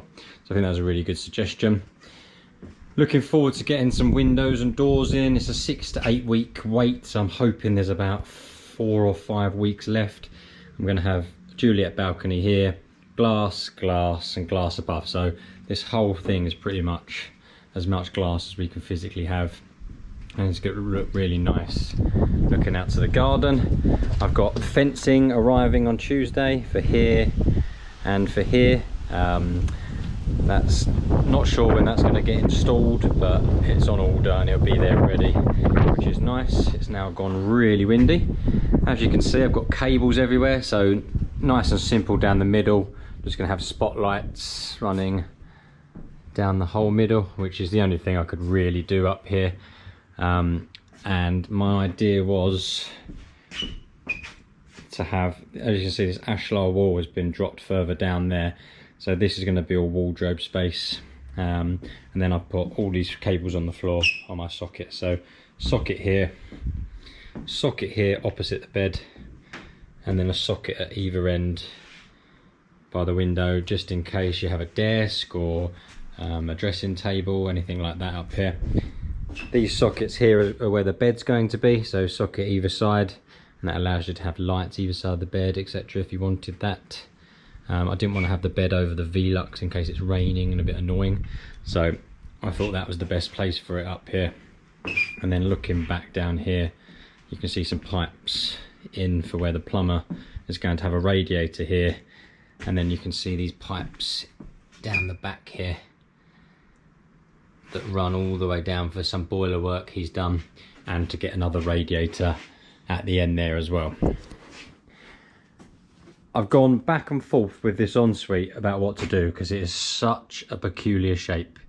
It's basically right at the front of the house, if you can imagine it. This is all the old part of the house, obviously, and we just don't have height anywhere. So there's no height on this left side as you look at the front of the house.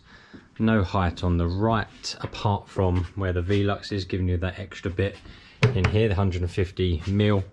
But actually in the middle, quite nice height. So I've dabbled with having the shower over here in all this space, but I just don't think, I think I'm going to be about there with it, so not very good, and even someone taller than me. I've dabbled with having it over here, but it doesn't make sense because the toilet has to go here, and I think it makes sense to put the sink here in front of this Velux to give you that height I was speaking about earlier, and it's a bit brighter over there. The toilet waste has to run out through there, that's why the toilet has to go there. So what it leaves is all this space over here, and what I think I'm going to do is have this whole room essentially as a wet room with a nice big shower head coming out here. Obviously it would have to be not massive pressure because we've done it squirting everywhere, but I actually think that would be really nice and a really good use of the room. And then I'll get my carpenter to stud out some of these, or something I can do myself, for lots of cool shelves and things. But I'm looking for a bit of inspiration from you guys, or otherwise my carpenter can help me. And then I'll just put the towel rail on either that wall or that wall as well. Might be a bit busy with the sink and the toilet over here, so perhaps the towel rail over here with that shower up here coming down to the middle of the room. Right, I'll take you downstairs. So I'm at the bottom of the stairs, or where the stairs will be now. So this is this corridor we created. This used to be the entrance into the old back living room. That's where the fireplace used to be, where those bricks are. So the staircase will run up here, and is one of the last jobs the builder has to do, apart from screeding, which I'll show you later. I'll start at the front of the property so you get your bearings. Nothing's changed in here other than the rewire. I've got a socket here and a socket here for a bed, single bed coming out here, and a socket here. So that might also be an office rather than a child bedroom or a single bedroom. So that's why I thought I'd put the socket there in front of the window. And then you can just see that chase in the corner there is for my outside lights, which I've done 3, one on each side and then one by the front door for the outside lights. There's the old fuse board that will be being relocated to under the stairs, and then switch here as well. So you walk in the front door, light switch here. I was going to have spotlights down here, but again I've changed my mind because it's such a fiddly shape, with this side being perfectly straight and this side having so many angles coming out, going in. I didn't really want to square this off because it's quite nice to have a nice big entrance hall, I think, when you come into a property. And I wouldn't really gain much on this side anyway, because these rooms are all of a decent size. So I'm talking myself out of spotlights now. I maybe just have a pendant above here. Basically I've got a cable running this whole length so I can do whatever I like. So maybe a pendant up here and a pendant at the end as well. And then maybe as you walk further down here, these 3 cables are spotlights, so I can either keep those as spotlights or change one of those to pendants as well. And that other one is a smoke alarm up there. Bathroom, we have completely removed this ceiling. So it was a lath and plaster ceiling that we have removed because it had all bowed and was in a really bad condition. I had the awful job of, once the ceiling was removed, there was literally probably 200 nails in each bit. So I had to remove those so we can just insulate and plasterboard those. And as you can see from this side, we've insulated everywhere. So every one of these walls you look at, every floor and every ceiling will be insulated to make this a really good warm home. And also that insulation helps with people above with the sound not travelling down as well. So it's really important to insulate everywhere. So obviously we've boarded this ceiling and insulated this ceiling, and our job on Monday as we come into one of the master bedrooms will be to insulate this ceiling and plasterboard this ceiling, which again we've removed. In the last video this had lath and plaster in patches but not everywhere, and I thought I might be able to get away with keeping it, but it turned out it was better to remove it for the plasterboarding. So that's all been removed, and again another probably 2,000 nails have been removed by myself, which was arduous, but better for me to do it than pay someone else to do it. We've got 4 lights in this section. There'll be 1, 2, 3 and 4, and this lovely bay window that's going to look really cool once we renew the windows.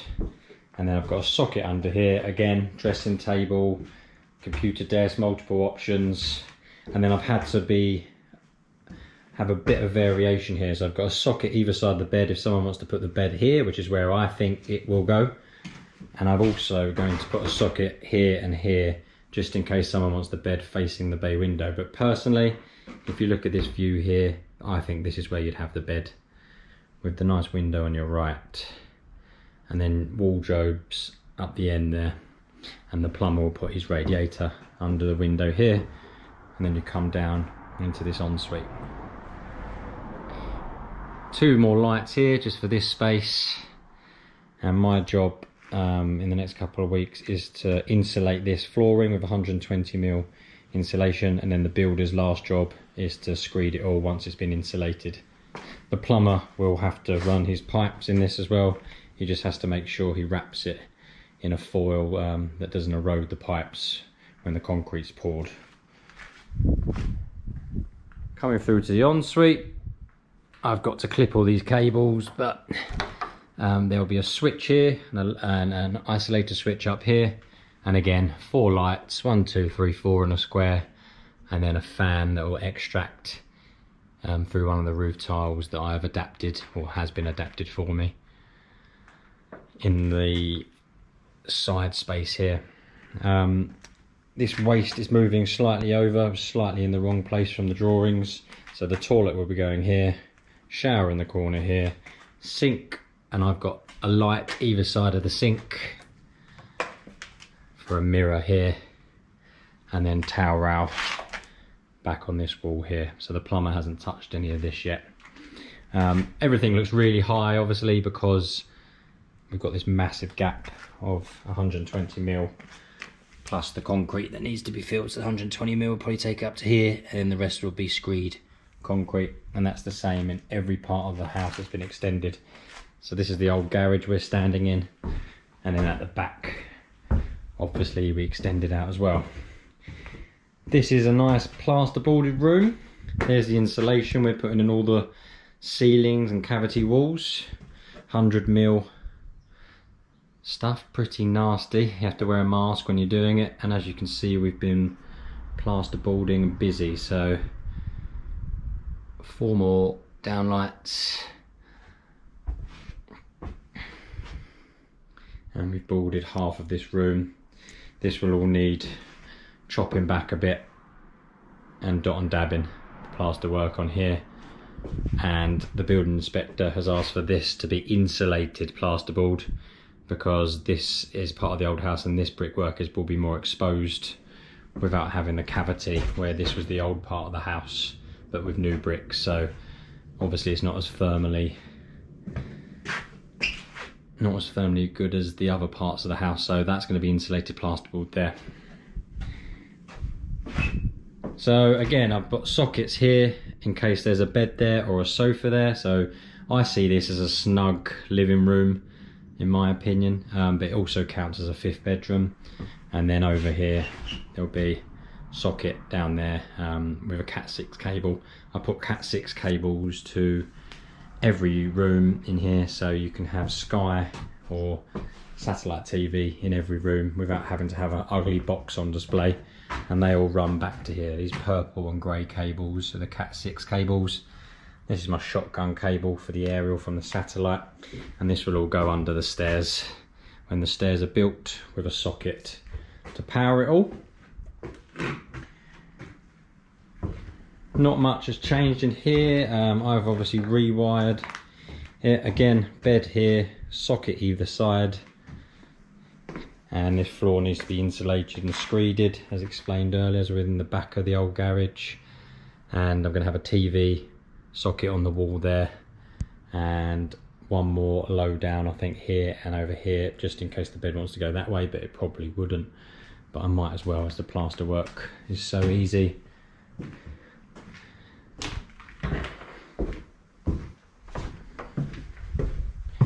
Coming through to the back room, this is all our plasterboard. The builders have put in the lintels and some pad stones recently. They had to do it in a bit of a freaky order and do the pad stones after, as they weren't in stock and available, so they've done that. And then this is this nice space that will be the kitchen living room,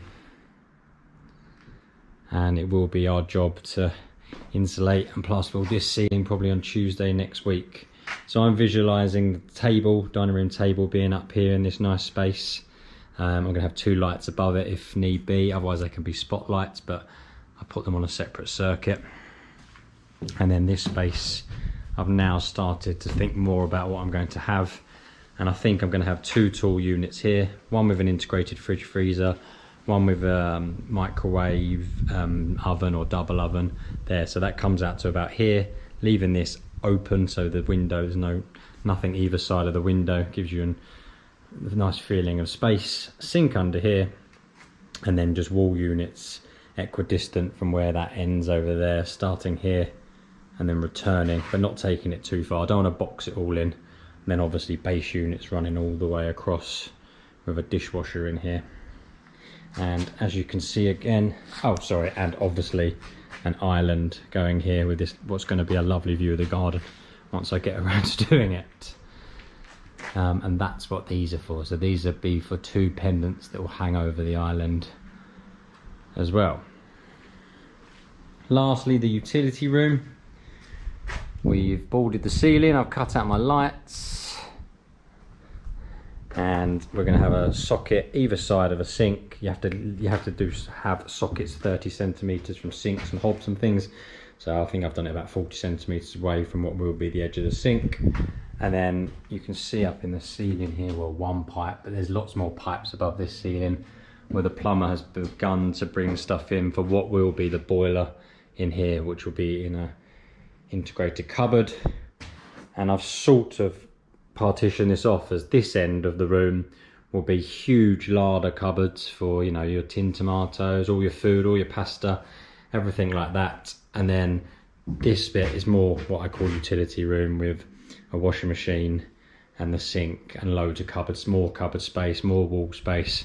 But I really like the fact that it's a larder and a utility room, and under the stairs are going to be plenty of space for, you know, coats and hoovers, as well as the storage cupboard in the middle of the hall as well there. And the garden hasn't been touched. We're just trying to keep the weeds out with that black membrane. It looks so much nicer when the scaffolding goes and I can show you it properly. Outside again, I've wired in outside lights to go out here. Everything's clipped direct as this is being dot and dabbed everywhere too. Thanks to everyone for watching. Got a really exciting couple of weeks coming. I really like this stage of the build. Yeah, I'm much more comfortable doing this, and I've got a great team of guys that I use time and time again. So the plaster should be starting in a couple of weeks. Next week I'm helping plasterboard all of these ceilings and walls, and we'll pull my cables out, and it gets to a really exciting stage. And then the plumber will be here and there, getting his first fix up to scratch as well for the radiators. I didn't mention the radiators in here, but I'm thinking of having one under this window here for the dining room area, and one tall one over here, and then potentially one in this region somewhere, but I'm not sure. It depends. The plumber's going to tell me what I need, as well as I've got this whole wall to put something maybe low level over here. So yeah, I hope everyone likes what's going on so far. Lots to do, lots of deliveries. We have the fencing coming, the insulation coming, more plasterboard. Insulation costs are just ridiculous at the moment. I've spent about £3,000 just on insulation that's going in the floor and being screeded over, and you never see it again.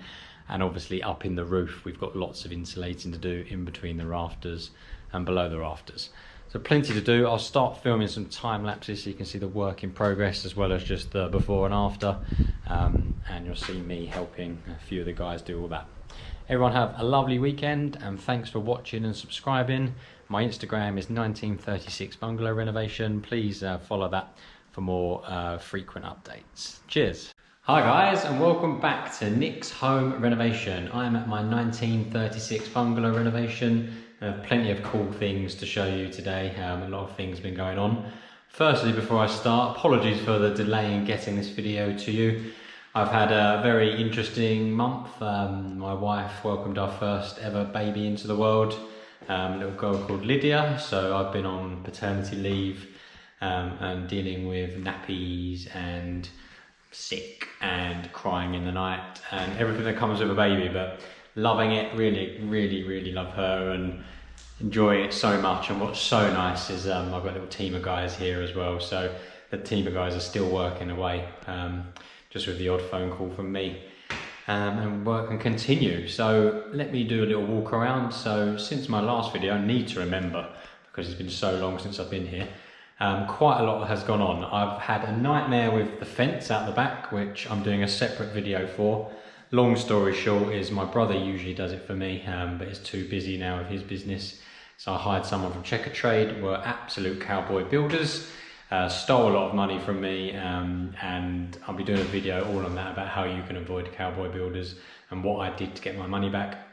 And I've now got new fencing guys here starting today that have redone one side of the fence already. So I've had to rip out everything the other firm did because it was such a bad job, and get this firm to redo it. It was wonky, it wobbled in the wind, it was basically just bodged. That's the problem with Checker Trade. Even people with loads of reviews can just be so dodgy. Other than that, you can see behind me, bifold doors in, windows everywhere, really makes a difference. And we've actually got a nice secure house, and no foxes coming in the back, which is such a joy for me, because my mornings consisted of clearing up fox poo every single morning for months and months and months. So I'm really happy about that.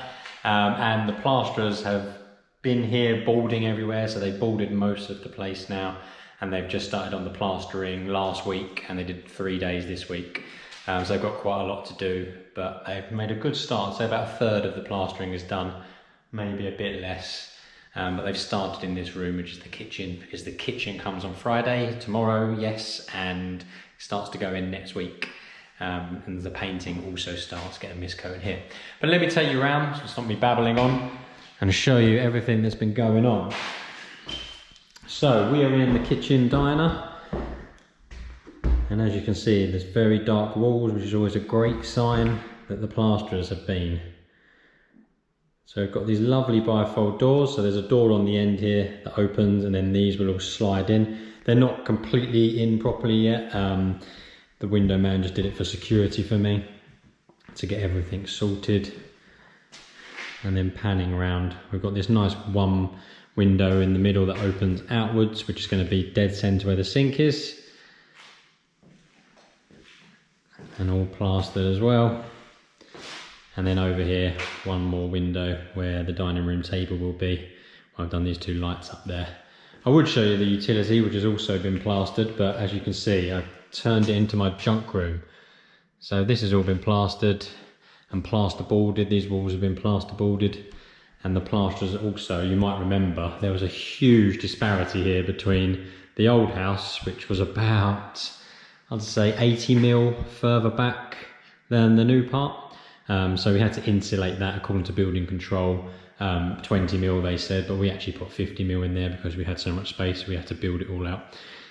So they boarded that, as well as just doing lots of boarding here, there and everywhere, making all these corners good where all these rough edges was, because this was the old end of the house right here. So that old end of the house is now completely gone, and you can really start to see the finish. I'll show you briefly the fence. I won't go too far out there because it's so muddy, but this is what the guys have redone today on this left hand side, and then this is them removing the right hand side, ready to start this tomorrow. So as I said previously, both sides were done, but done appallingly, so I had to redo everything back here at my expense. But I'll talk through that on another video, because I'm doing a specific video just on cowboy builders, which, by the amount of emails I get from from people that have had cowboy builders in, I think a lot of you will find quite interesting. I'll start back at the front door and work my way through. New front door as well, so I went for this light grey to match a 30s property. So this is a 30s design door, and then what's eventually going to happen is I'm going to have the number in there in glass with the number in a circle to look quite cool in there. Plasterers have bonded this front room, which I always sort of see as a baby or child's playroom. I think it's a perfect little size for a kid's room at the front here, or a small office I guess, but I see it as a baby's room. And you might notice that this is all been plasterboarded and studded out. So what happened here was, there was a wall here, but I think I showed you previously, here there was a huge crack and you could literally push it even though it was brickwork, and it just wasn't safe. So we removed the brickwork as it was so thin. It's basically only the depth of about less than this. It literally shook off and pulled out. So then I removed that wall, we built the stud work and secured everything in there, make sure the structural engineer was happy. It's not a supporting wall anyway. And then we've studded that out and created a new door there as well. Nothing's really changed in the bathroom. The plumber's done a lot of prep. We've taken this wall back flush for it to be dot and dabbed, and the plumber's begun to drill holes for his pipe work. So he's got his pipe work for the new ensuite upstairs down in that cupboard, in the hallway cupboard, which we'll box in eventually. He's got loads going on in that cupboard, but he hasn't started on this bathroom yet because he's prioritised the other ones. So there, that black pipe in the right hand corner there, that's his new waste stack coming down in here, along with my new fuse board and the gas meter. Busy coat cupboard indeed.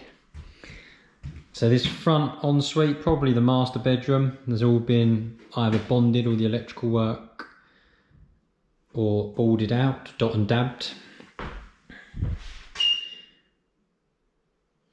And the bay window has nice new UPVC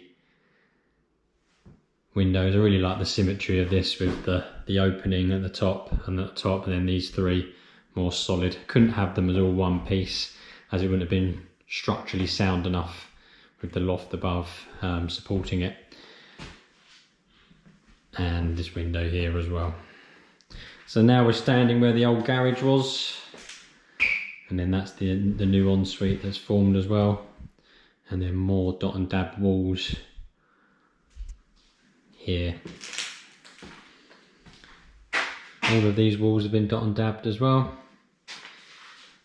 You can sort of visualise what it's going to be now with the shower over here. You can see the plumber's first fixed The shower valves, there's my cubby hole with my cable here. I'm going to put a light in there for shampoos and things. And then you can see my cables here with a mirror.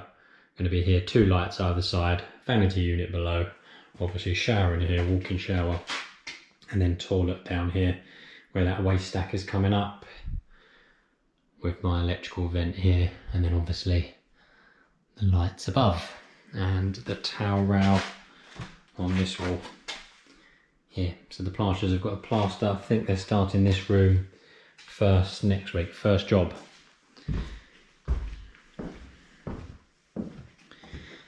Another room that's been fully plastered.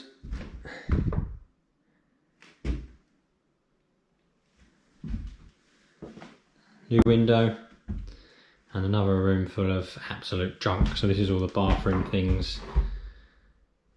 But at least the bungalow's secure now and I can actually order these things. And that's where the old soil stack was, if you remember, or sorry, coal fire was. So we had to treat that before boarding it out, otherwise it would just seep through. So the guys treated that and then dabbed it, and we had to create that little edge just to protect it from ever coming through again as well, that little lip. But done a very neat job in what I call this as the sort of snuggy lounge room.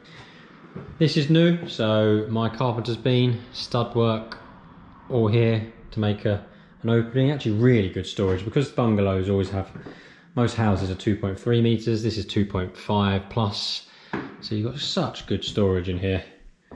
So he's built this little cubby hole, hopefully you can see with this camera, and I'm eventually going to move these cables into here, probably over here, for all my Cat 6 cables and network cables, and I'm going to put a light in there as well, which is a really easy job for me. More plastering here in the hall, and then you can see a brief glimpse. The plumber has put one radiator on just to see. So this is the style we're going throughout. We've got grey ones and white ones. I really like that sort of look, especially in a 30s house. But we've got to whip that off again to paint behind. More plastered walls, and then in the back of the old garage, another fully plastered room full of junk. And another window in, and all the steel work boxed in. There's the cables for my lights and a TV on the wall. Staircase, I believe, was in my last video. I'm pretty sure it was, so not new for you guys that have been following. But the newest thing up here is the doors at the back. So I've got these lovely new doors. So with a Juliet balcony, I've got to do the actual balcony part, but I'm really pleased with how this looks. It always looks worse with all that rubbish tape around the edge to protect it whilst we paint. But a little bit of work to do, make good all round here. But I really like the view out there. It's going to be lovely, especially when the Juliet balcony part goes on.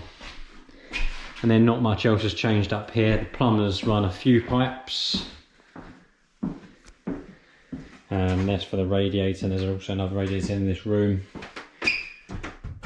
Got my 2 cubby holes, one over where the bath will be here, one just decorative. I've put lights in there as well, even though I can't see my cable. There's a hole there for the light, and the plumber's just run some pipes for what will be the towel rail here, sink here, toilet's going in this zone, and you can see all of his hard work here, everything in copper. I think if a job's worth doing, it's worth doing properly. And then this is the waste stack that I showed you that goes down in the fuse board cupboard, and where the toilet here will be connected to. And my job eventually is to board all of this out, which I need to think about soon, but since I've had the baby, my brain hasn't been 100% focused on here, but I'm still happy with how it's going.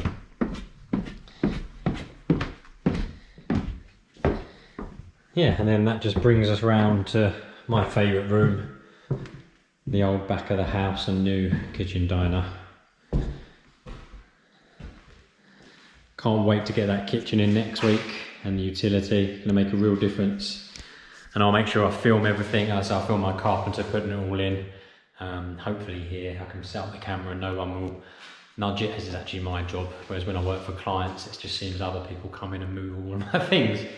But thanks to everyone for watching and subscribing. Sorry again for the delay in getting this video to you.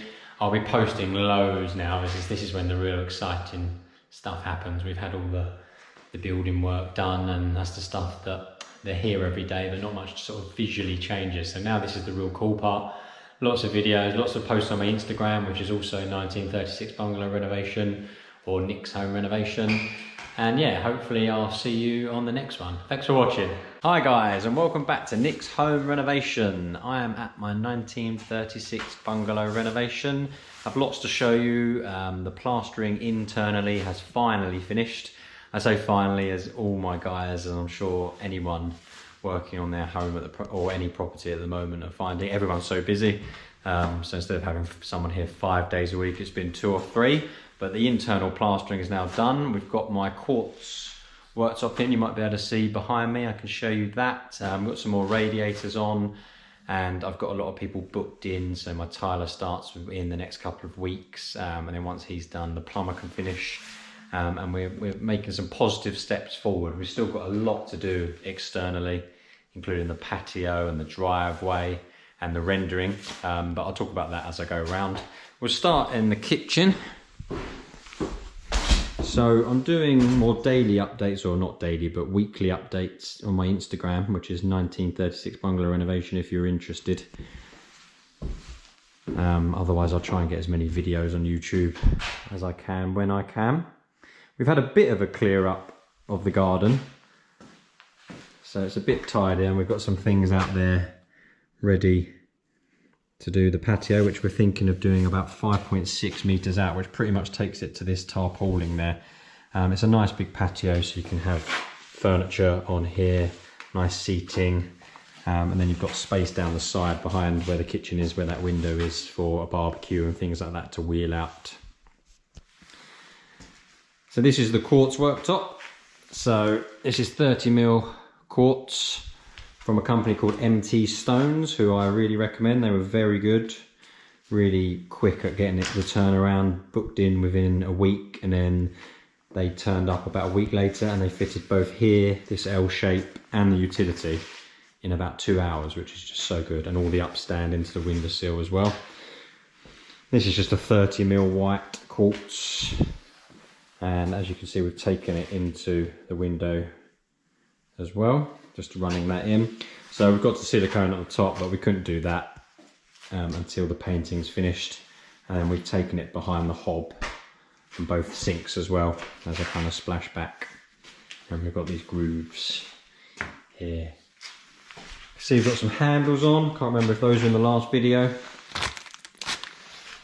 All the handles are on. And then you might be able to see that this is going to be a different colour to the rest of the kitchen, just to give it a bit something else. I get a bit bored of just the grey everywhere now. So this is going to be a little breakfast bar. Under here you can see this space here for a couple of stools to go.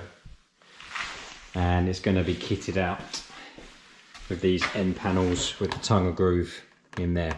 So I think that look really nice from here. As a little breakfast bar, place to have your cereal in the morning perhaps. Hob's going in here.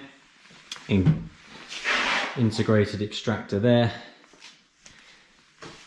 And then this is the utility room, which is a pretty impressive utility room, I think, because it's bigger than, well, certainly some of the kitchens I've worked on before.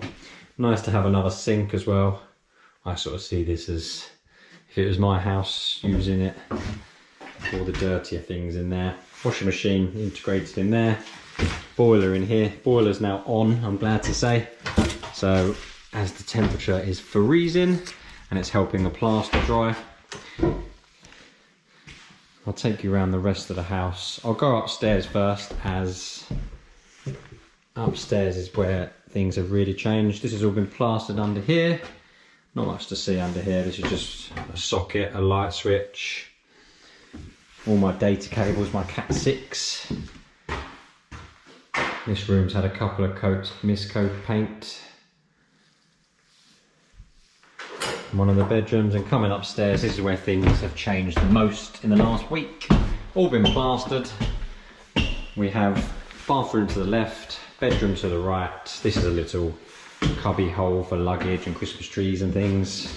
Let's get the lights on. So we're going to have a freestanding bath here, centre of these two niches. Freestanding tap coming over here. All the fittings are white, all the fixtures are black. So freestanding tap in black, towel rail black, white sink with black taps. Toilet's going on this wall somewhere once we figure out where the bath is going to be located to give us enough room. Wall hung sink here, white with the black fittings, and then towel rail over here. This is my fan, only real place I could put the fan. Unfortunately, I don't particularly like it being there, but it couldn't go in any of these ceilings because we didn't have the depth to bring the ducting down and externally out. And then I've got a couple of lights in these niches to really make it stand out. I'll show you the tiles later. They're in the front room. We're having different tiles in every bathroom, which I think is quite nice. This is going to be the big wardrobe, nice big deep wardrobe. This is why we dropped this whole ashlar wall on this side. You can see it's lower than this side. The reason we did that is to give you depth for this wardrobe and to give you a bit more room in this side. So my carpenter's built it, and he's going to build storage at the back there for shoes and drawers and things like that, like smalls. And then you're going to have a hanging rail nearer here, and you've got lots and lots of room. It's actually a huge space. Lots of room to divide this up, and it sort of gives it a bit more purpose having the wardrobe there, and you can sort of, it helps people see that this is more the bedroom down here. I've envisaged the bed going here, but you could have it either side, but I think as you've got more height here. Switch either side to control the lights, and a socket either side for your bedside table. And then you've got this nice view going out to the garden, which I'm eventually going to have a Juliet balcony with glass, just so it doesn't disrupt any of the light coming in. In the garden, we're going to do that patio, as I said, to about there, turf the whole thing with borders either side for planting and borders at the back for planting, with the eventual, I'd imagine, having lots of trees, tall trees at the back to block out the other houses.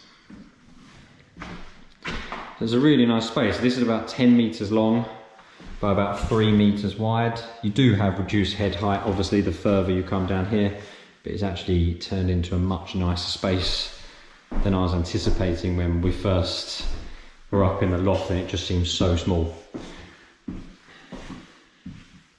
Couldn't fit the shower in here in the end. The only way of doing it was to make this whole room a wet room, and to have the shower basically where that light is. It just disrupted the whole flow of the room with knowing where to put shower screens, with the splashes going on the toilet and the sink. So we decided just to have the bath, because we now have 2 baths going into the property and 2 showers, which I think is plenty.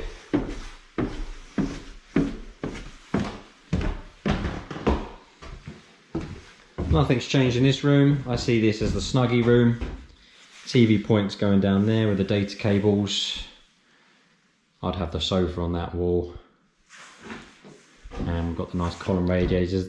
The radiators are only on temporarily until we can paint, just to get some heat in here. This room has been plastered. This waste has to be boxed in yet. This is coming down from the upstairs bathroom. Couldn't box it in yet because the plumber still needs to access a bit of it down below, but we'll eventually box that in, just for coat storage in there. You can see some of the fittings in the main bathroom. So this is going to be my traditional bathroom. Going to have this grey vanity unit in the traditional sort of shaker style. This towel rail here, again in that traditional column style, with shower and the shower screen here, and all the fittings in there. Another light in the niche for your shampoos and things. And then over here, I'll show you next door, we're going to have a grey freestanding bath going in there. And I'll show you the tiles in the next room, because the tiles really make a bathroom, I think. So then this grey bath is going in there just to match the grey vanity.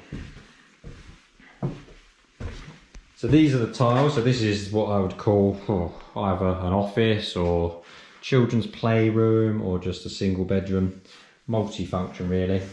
The tiles going in the bathroom we were just in, and these Laura Ashley ones on the floor. with a very simple metro tile on the wall with a really dark grey paint up there. This grey tile is going on the floor of the ensuite, which we haven't been to yet, and I'll show you next. Again, with just a metro tile on the wall. And then upstairs, we're having this sort of marbly, in the black and white bathroom, as I call it. So this marble tile is going on the floor with, up on the wall, the reduced size going up the wall as well. And we're just doing it on that back wall where the bath is upstairs. Last room to show you is maybe the master, unless you want to call the master bedroom upstairs. Got two great rooms to potentially be the master here.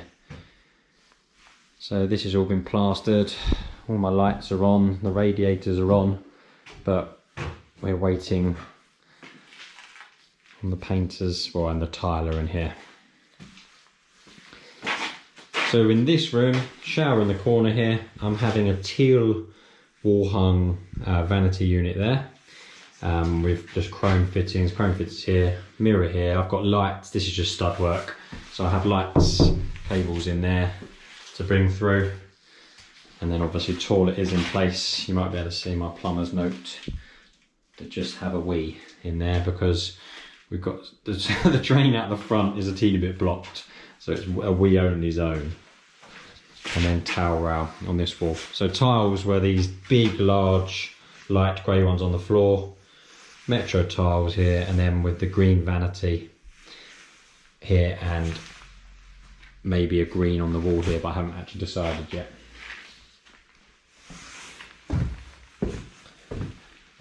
So we're making very slow progress, but we are progressing. So it's going a little bit slower than I anticipated, just because the plasterer just didn't finish when he thought he would originally finish. On the plus side, he's now doing my rendering for me, and he's a brilliant plasterer, so I'm really pleased about that. But we are probably, I'd say, a month behind of where I wanted to be.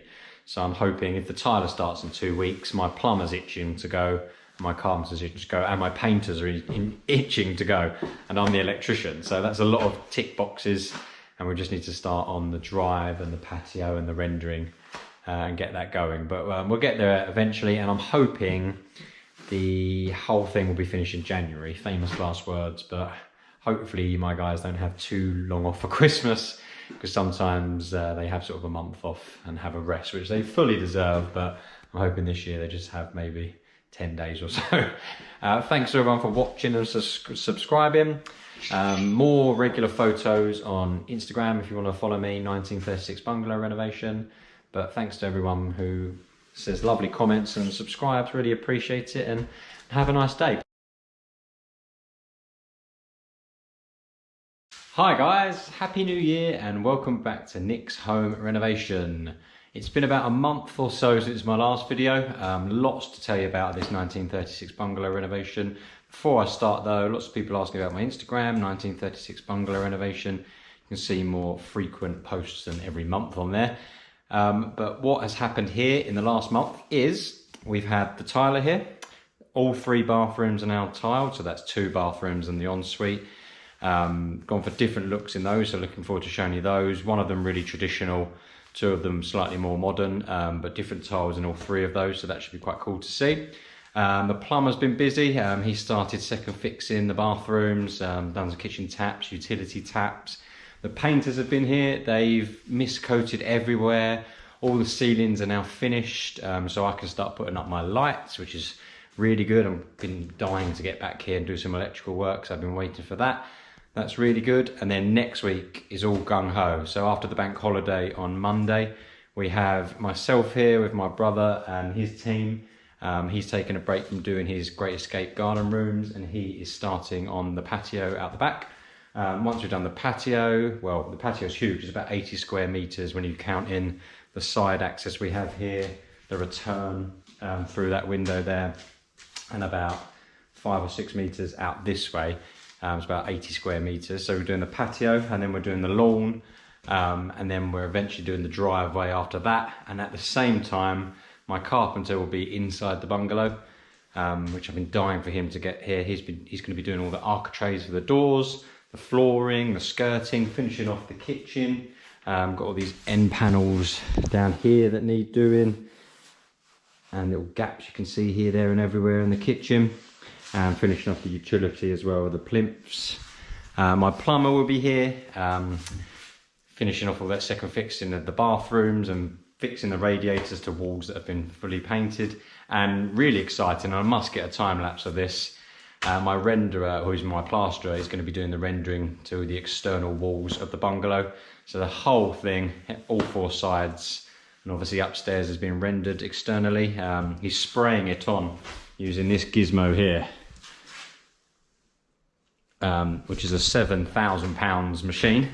And he basically sprays on the render after he's sort of done all the outside external works first. But so that should be really cool to see, and I'll try and get time lapses of us doing the patio and the driveway and the rendering.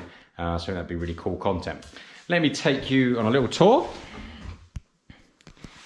So what's changed in here is basically just all been miscoated everywhere. So we've just gone for white predominantly everywhere. Taps are in here since the last video. I have to try and remember what on earth I showed you last time. It's been so long. And also the kitchen tap over here. Got all these bits like end panels on the island to do. Make this little breakfast bar here. The worktop goes out to about there, the 30mm quartz. So all this finishing, but he doesn't generally do that until he's laid the floor, so we can get it all perfect and there's no gaps. This wall is actually going to be painted grey as sort of a feature wall, which is going to be this colour eventually. That's obviously he's just done behind the radiator, so the plumber can put the radiators on soon. He obviously needs to do another coat, but generally we're going to keep it mostly white for now, and then make any painting decisions further down the line. And then I can't wait to push up all these lights. There's over 50 downlights in this property. It's now over 1,700 square foot here, so we just did our EPC. So it's a huge house now. It's really cool, really exciting. Again, in here, radiators are on because that's all been painted behind. Gone for these column radiators everywhere. White in most rooms, but dark grey upstairs and in the kitchen. These walls still need painting, but the ceiling again is finished. I call this room my snuggie room, like a small living room. And then you've got sort of open dining space in there. Oh, sorry, these bags are all the rendering material. So 56 bags of this K-Rend, and then all of this as well. So you can see how much they use just for a bungalow with a bit of upstairs as well.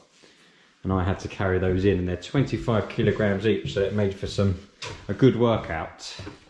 This has all been plastered in here. We need to box in this waste, but we couldn't do that at the time because my plumber still had to tap into it. But that will all be eventually boxed in, otherwise that will look horrendous.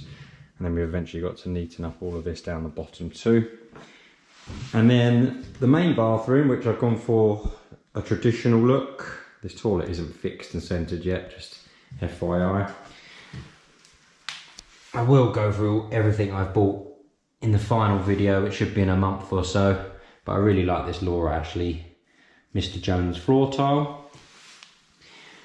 And then we've just gone for a plain Metro tile on the wall, fully in the shower zone, and then half tiled everywhere else, all the way around. And I really like the traditional fitting, so I really like this sort of old-fashioned contemporary look, or traditional look I should say, in all these fittings, which we've tried to carry through everywhere. And I've gone for the grey freestanding bath with the white feet, which I think ties up well with this vanity unit and just the grey throughout the property. And I'm tempted to also put grey on the walls here as well to really contrast the white tiles. This isn't fixed yet. Plumber's got to drill this out through the tiles, which is a job I would not want to do, but that'll be centre in this gap. And my eventual plan is to hang a mirror here, circular mirror with my two lights either side. And we've gone for the old school towel rail 2 and fittings here. And any eagle-eyed viewers will notice the tiler annoyingly forgot to grout in there with the light grey. So he's coming back to do that. And we've got the shower up there. So again, my lights can go up and I can install that fan, which is that big hole there. So that's bathroom number 1. Not much has changed in here. This has kind of been my junk room and there's no light in here, but the painter's done a couple of coats and finished the ceiling. So hopefully that comes out on camera. More rendering supplies, as I got fed up of taking it all to the back, and then they need some for the front anyway, so I've just dumped this by the front door. And coming in here, let's turn the light on. One of 2 potential master bedrooms, so again, all been painted white, miscoated. Got the column radiators on here, 2 in here, 1 over there, 1 by the window. And this is going to be a really nice space once I get rid of the hundreds of boxes in the way. Here's my underlay and flooring that was going to be everywhere. So this flooring is going to be throughout the property, all the way in the hall, through to the kitchen, all in the kitchen zone, and then carpets everywhere else. Bathroom number 2, or the ensuite of the master, or a choice of master. In this one we've just kept it plainer, with a light grey tile. Man, these things get dirty so quickly. With a light grey tile on the floor, and then the white metro tile again in the shower zone, and half tiled here. Didn't decide to half tile anywhere else because it didn't really work with the towel rail on the toilets here. Didn't think it would look right, I actually prefer it looking like this. And the plumber's been second fixing this shower zone in here. Eventually all of these cubby holes, so there's 4 in the property, I'll be putting lights in. I've got to do that, and another mirror will be here with lights either side that are buried in this plasterboard wall. This used to be the old garage, so it's changed massively since. It's not a big room, 1.8 metres or 1.9 metres by 1.9 metres, pretty square room, but nice to have an ensuite.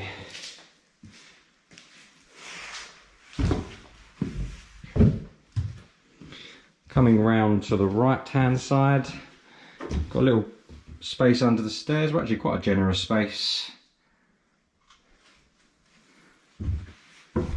No light in this room, but this is the back of the old garage and where that lean-to was once upon a time. This has just been miscoated and the plumber's put the radiator on. Other than that, not much to show you. And then upstairs for maybe the master, if you want to call it that. And another part of the 3rd extension we did to this property with an ensuite as well with that. So the bathroom's here on the left, and this long reduced height space here with this wardrobe zone here, which I'll walk around in a second. So for this tile I went for more of a marble effect, and we just ran it through all the way to the wall. And this is going to be sort of the black and white bathroom. So we went for black trims around the cubby holes, black fittings, centre of the room. And then freestanding bath will obviously is not in place there, we'll be going further back and centre of this. Toilet will eventually go on this wall. And then freestanding, sorry, actually a wall hung sink there as well, with a towel rail here, all black fittings, and my fan there, and again more lights in the cubby holes. I really like how such small details, like just the tiles running up the wall perfectly there, all in sync, and how they've taken it into the cubby hole and the lines just all meet up so nicely.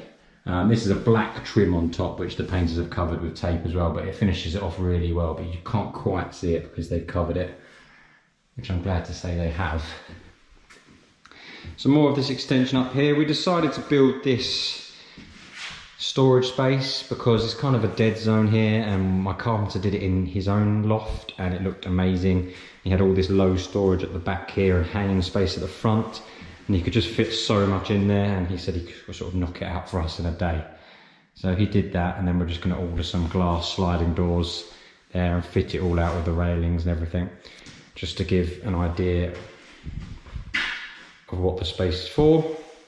Bed on the left hand side here, socket either side, light switch either side, and also possible to have a light either side if you wanted to go down that route.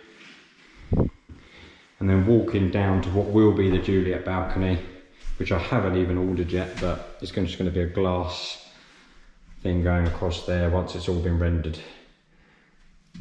And then these doors open backwards to what at the moment is a death-defying drop, but leaves the garden space. And you can see all our materials ready to go for the patio next week.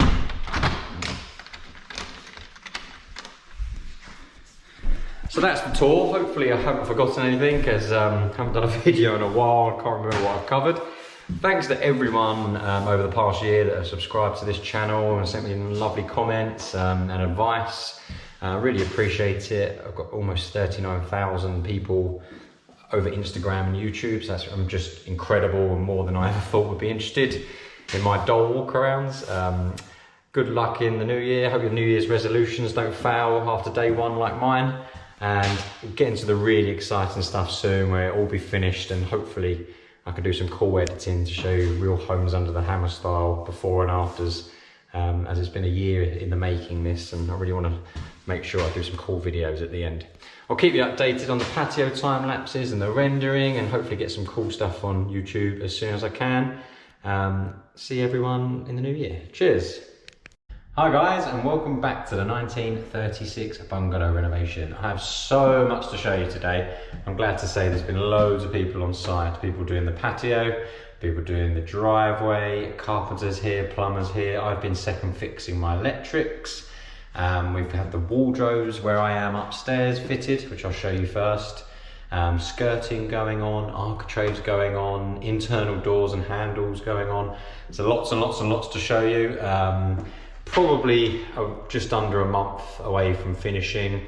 The driveway should be done by the next week, patio should be done by next week. There's just lots of slow things like painting and sort of second fix plumbing to go, but making really good progress, and I'll start by showing you upstairs. So, things that are different up here, you'll notice is this wardrobe. So this is a sliding glass door. We've got the flooring from downstairs in there, and then eventually this will be low storage at the back there for shoes and things, with a rail across the front for shirts and coats and things like that. It just gives the bedroom up here a really nice space for everything. On the final walkthrough, on the final video, I'll go through where I bought all of these things, because it will take too long now, but I'll just show you for now. But I'm really happy with this space, and as you can see, it's really deep, and it doesn't really affect the room up here at all. It just creates this nice walkway into what is the bedroom back here. I've been discussing the Juliet balcony, so that's on its way. We're going to go with a cast iron black Juliet balcony over there. That can't be completed until the rendering is finished. That's another thing that's been going on that I can show you outside. So the rendering started, which is really cool to get rid of that exposed brickwork. We've had a couple of coats of paint up here, but we need to finish it. And then there's just lots of small details. So the skirting, for example, is on. Obviously needs to be filled and painted, but that's on. And what I particularly like is the architraves and the doors. So it just really turns it from seeing those horrible gaps and things to now starting to see the finishing touches. So this is an oak door, and with the white architrave around the outside that again need to be filled and painted, but just really helps to finish it off. That and the stairways going down starts to bring a bit of colour to the bungalow, because we don't just want white walls and white doors and everything. Nothing has really changed in here. The bar's been fitted in the position, I think that was in the last video. These lights I've now put in the niches. My fan over here, second fixed. Oh yeah, sorry, this towel rail has now been put on. So this bathroom up here will be a black and white bathroom. So all the fittings are black.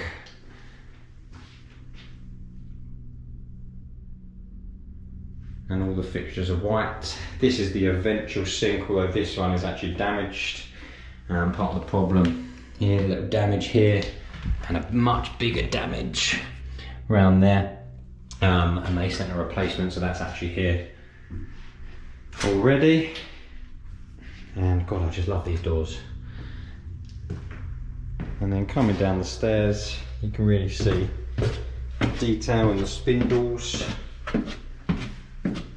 Have to get nil caps for here, and then there, and a little half one there. But out of all, this room hasn't changed at all, no skirting. I put a light pendant on and second fixed the lights and begun testing all my electrics. For a bit of a wall that I didn't think would be very nice, I'm actually loving this wall. It sounds ridiculous, but I really like the skirting and the architrave going up there, falling in to this door under there.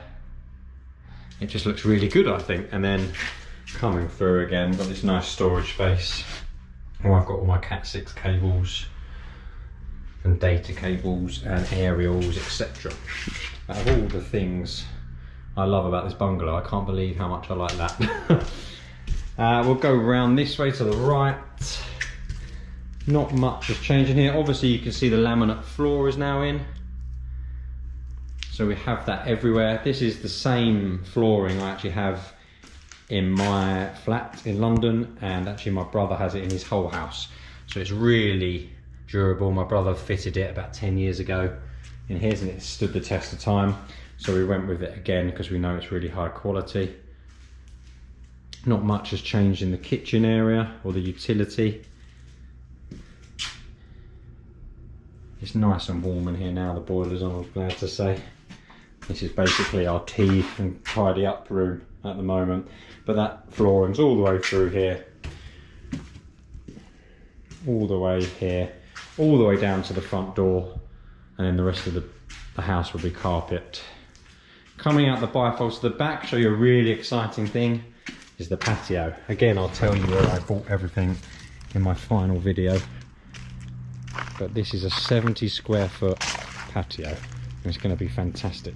It almost breaks my heart at how dirty it's got already, but I really like this stone. I think it looks so nice. Ignore all the brown muddy parts. Let's look on this one, this is a bit cleaner. It just looks so smart. It's honestly the nicest patio we've ever put in, and it comes out about 6 meters here. The whole span of the house runs all the way down the side, and then all the way, well, most of the way down here as well. So plenty of space for storing barbecues and having patio furniture and chairs out here, and it's looking really nice. And you can see that the plasterers have begun beading and preparing for the rendering. So all these beads on the corner here, and all down here ready to render. They were supposed to do it 2 days ago, but their machine wouldn't get going, unfortunately. But they prepared all the windows and everything ready to go. But I'll show you the front where they've done the first coat down there, and then down the side you can see what they've done down here. So that was originally from the builders, but you can see they've done a first coat down here. So this was all exposed brickwork last week, and now they've done their first coat before rendering properly. And then you can see that at the very, very front there as well.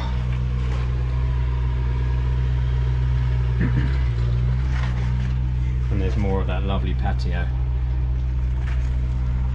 We actually like that patio so much, we're going to build a wall in the front and have the patio slabs on top as a really nice feature, and use it in the front steps up to the house as well, because we literally think it looks amazing. Coming back into the house where it's much warmer, it's freezing out there. Really want to get the painting going, but there's just no point at the moment because the carpenter's making so much mess with dust and things. There's no point painting and then getting everything all dusty. More doors and architraves. And this is where my carpenter's been working, so not much has changed in this snuggy room. It could also be a bedroom, but I've always called it snug. My fuse board's in. I had to do that the other day because we started testing all the circuits. We can't do the final test till everything's live, but we started to do the test that we could do. And these days the fuse board has to be a lot higher than the old days, so I had it down there temporarily, but the regulations say it has to be higher now, so I had to bring it up here and bond all my water here. That's my water stopcock, and my gas here. So you have to bond those as well. This pipe will eventually all be boxed in because it looks horrendous, and then obviously we'll have those nice doors on here as well. In the bathroom, we've done a little bit more. I've added some more electrics. I've got my lights either side of the mirror. The lights aren't finished yet because the bulb's too big, and this actually has a tiny gap here, so I need to get smaller bulbs. But I really like that these 4 spotlights aren't on, and there's a really nice light just off of those 2, and the lights I put in the niche over here, which is still to be grouted. But I think it's a really nice soft light if you were having a bath over here, rather than having 4 bright spotlights on, and you can save the spotlights for other things. Shower screens still need to go on. That'll be the last job though, so I don't have to clean them again and again. Some radiators are on, and then this is the junk room where nothing has happened at the moment, what I call the office or the single bedroom at the front. I'll show you a glimpse into the driveway from each angle. You can see them working on it now. There's the digger going. So as you can see, we've got type 1 down there now. So we had to dig up all the old slabs, get rid of all those with 2 massive grabber lorries, and then put all this type 1, level it all out, put all this type 1 down. On Monday we'll be putting down sand, and then the driveway will be ready to go. And I'll show you from the other window, as there's less rubbish near there, what we're actually doing. I didn't want to just make this a big horrible basically car park, because I just hate driveways like that, and actually the regulations say because of water runoff you shouldn't do that anyway. So over in this bit will be a flower bed going over there, and I'm also going to do a flower bed either side of the front door here. I think it'll just make the driveway look really nice, and then we're just going to use light grey tiles, like the small brick shaped ones.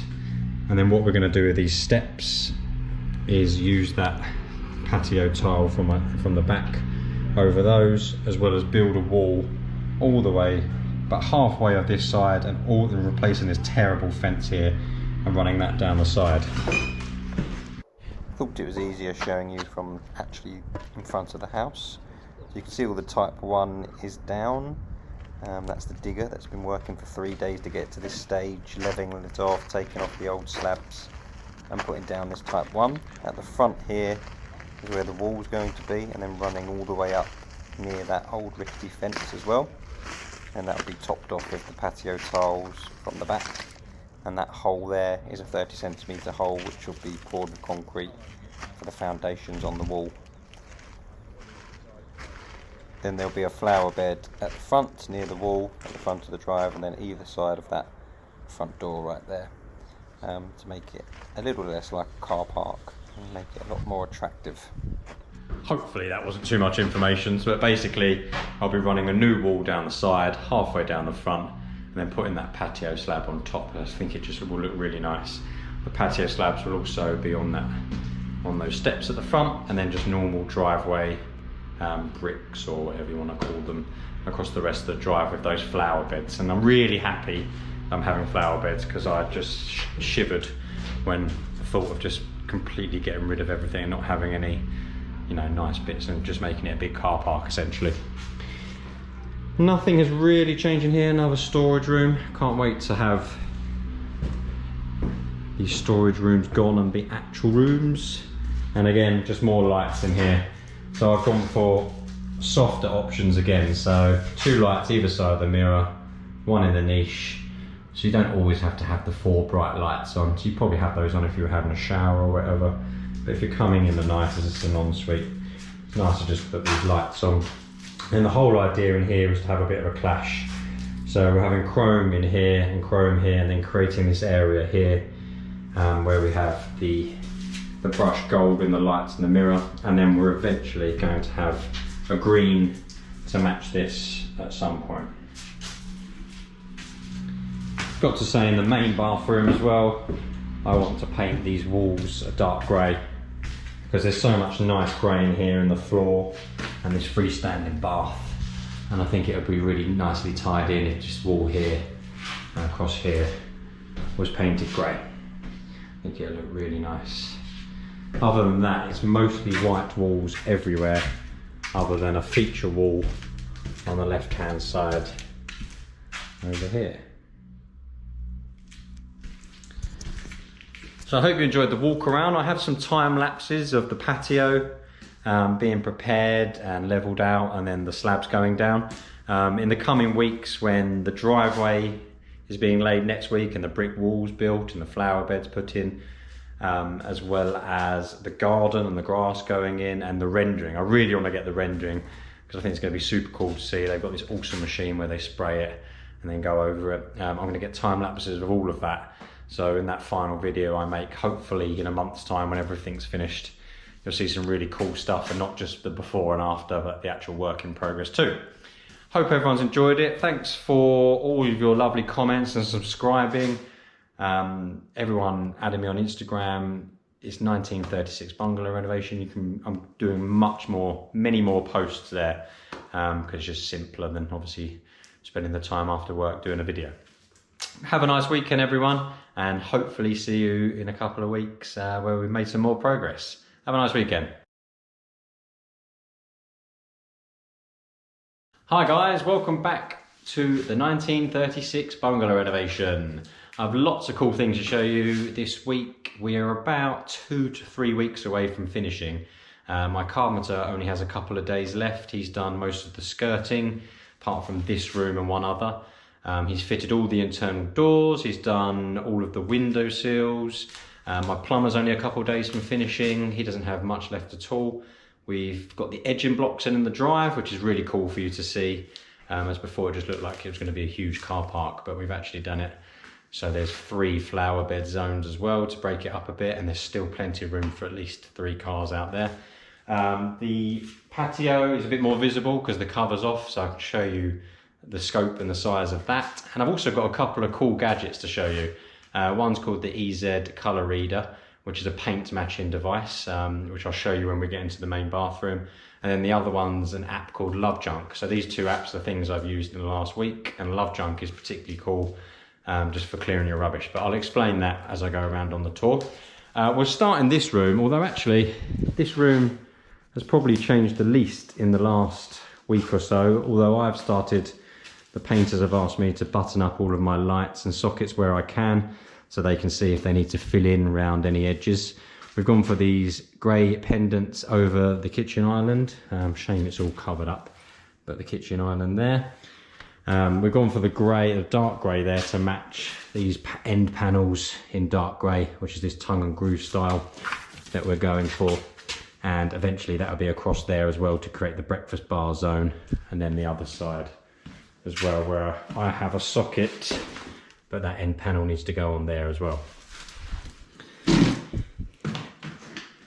I've got 2 pendants over here as well. I've put them deliberately high at the moment. They need to be lowered, but I visualize this as the dining room zone. So I visualize the dining room table, center of this window here, which is why I put those lights here. And I just went for a different glass style. As you can see, they're very dirty and not level, so I just need to play around with those at a later stage. Other than that, I've just been screwing up sockets and things in here. So you can see in the utility room now, the chrome sockets are all starting to go on, and all my under counter lights on. So it's a nice bright space, and looks even nicer with the the sockets on and the under-counter lights on as well. I'll go to the patio now because it's getting dark.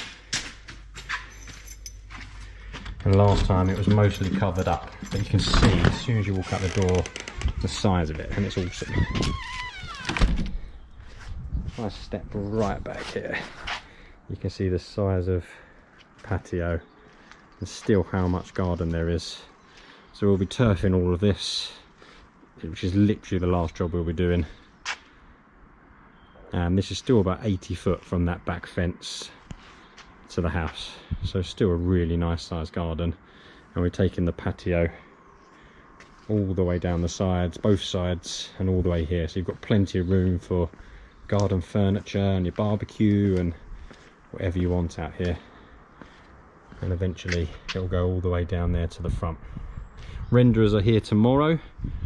They'll be finishing the first coat by Tuesday next week.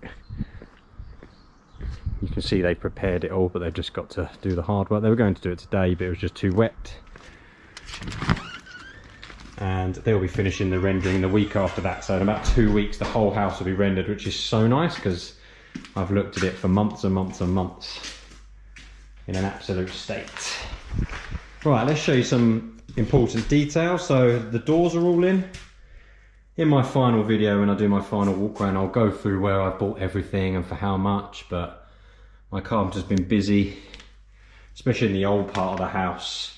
All these architraves and see these door handles are on as well. All of these architraves were really tricky in all the old part of the house. Obviously where we've built stud work, really easy, but in the original house, all of the openings for the doors are going to require a lot of filling around the edges in zones like this, and a lot of caulking.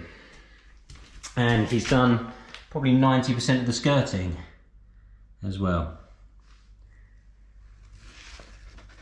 Shame I can't show you more of the floor. There's a few gaps here where you can see what the floor will look like, but we put this protection down obviously until the end of the job when we do the big clean. It feels really nice having all of these doors on. Starts to bring a bit of colour to the bungalow. All the skirting's on in here, all my electric screwed back. I went for white sockets in everywhere apart from the kitchen and lounge because they're mostly hidden in all these other rooms behind beds and side tables and things. But generally I always do white sockets in those places. My carpenter has prepared to eventually box in this soil pipe, which will be really nice as no one wants to see that. So you can see he's built the frame. Got a little bit more to do down there, then we'll plasterboard that in and just tidy up in here. Flooring's down in here, that's nice because that's been open for months and months and months. And you've got the gas meter, water stopcock and the fuse board all good to go. In the main bathroom, I'll show you one of the things I was talking about, so the easy colour reader. So I'll show you at first that I've got two sort of different lighting in here. So I've got what I would call mood lighting if you were in the bath. I think this is a nice light. You wouldn't want it nice and too bright. So it's just these two lights and one in the niche there. And I'll turn those on, keep those on and put the main lights on for just everyday use while I'll show you this. So the EZ colour reader, let me get it out of my pocket, is this cool little device here. And what it basically does is you download the app, get it from obviously the App Store, and it literally is so easy. All you do is press this button here and then hold it up against something where you want to find the colour of. So this bathroom's giving me a bit of a headache and it looks too white for me now. So I'm going to put grey on the walls, but I just couldn't decide which colour to go for. And I think the grey will look really nice because we've got grey here for the sink and we've got grey here for the bath. So what you basically do is you open this flap here, put this to the bath, hold it there, and it basically scans the bath and tells you what that colour is made of if you went to your local home, like home-based B&Q or any paint shop that actually mixes it for you. So I'll put beside this video now a screen recording of how the app works. but it's just super cool. And I actually have got the results here to show you as well. So I basically scanned the bath and scanned this, and then went down to B&Q, and they made up 2 samples for me, and they ended up, you can even sort of say, oh, I like that, but I want it like different shades either way of that. And what they came up with was this. So this is called Lick Paint, and as you can see, if I put it down by the bath, it's a pretty awesome match. How cool is that?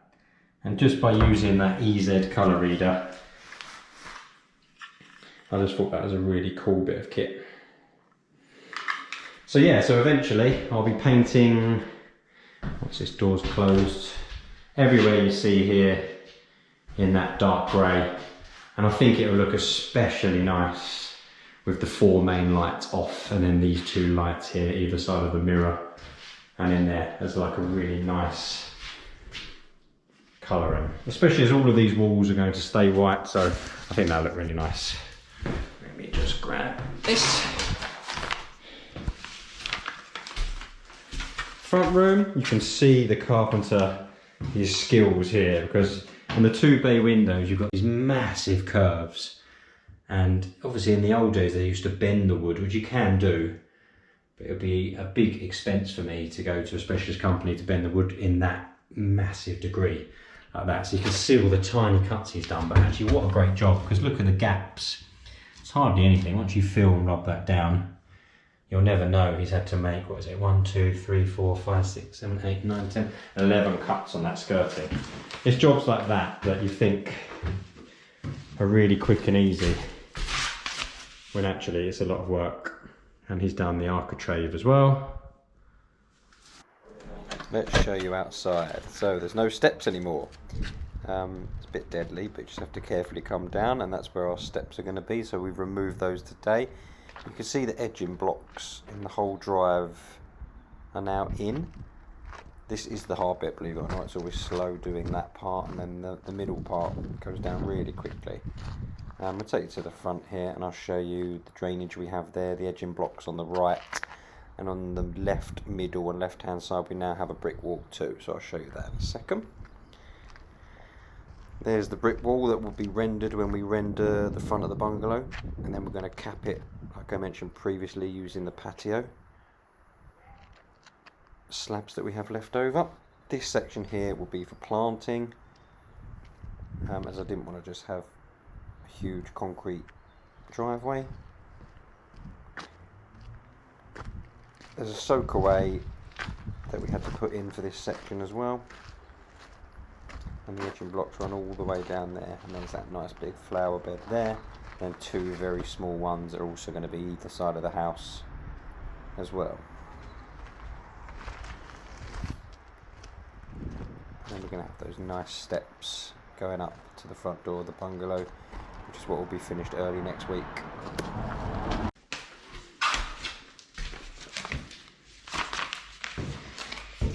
The other cool app I wanted to just tell you about was an app called Junk. So I'll put photos again beside this video. But it's an app where it's almost like eBay for your rubbish. So I, at the moment, don't have room for a skip because the driveway's being completely renovated, but I had that front room where we just were, tons of junk, and I needed to get rid of it. And usually in the old days, what I would do is I would go on Google, type in the local area, and I would email 5 or 10 companies and then get all the quotes back and then choose one of them, usually the cheapest one or who can do it the soonest. But Love Junk, I literally took photos of the rubbish, put my location, and I named my price. So a skip, say if a skip costs you £250, this was way more than a skip's worth, and it was full of lots of annoying things, like 10 pallets, for example. I'd have to spend an hour breaking those up to fit in a skip normally because they take up so much room. But I put the 10 pallets on the listing along with all my rubble and rubbish and cardboard and wood from the carpenter. Put it on there, and I put £175 because it was way more than a normal skip's worth. So I thought I'd try my luck, and literally within a minute someone accepted it. So what can happen if I put £50, obviously no one's going to collect for that. But people might reply to you and say, oh, I can do it, but I want £150, £175, £200 in a bidding style. But if they actually are happy with the price that you've put, then you simply just click accept and then they come and collect it all. And what's even better is they pay through the app. So everything's nice and safe and secure and you don't pay a penny until it's all gone. I really liked it, definitely going to use it again. And actually I spoke to the Love Junk guys, and if you use the code NMorris22, you'll get £10 off through me.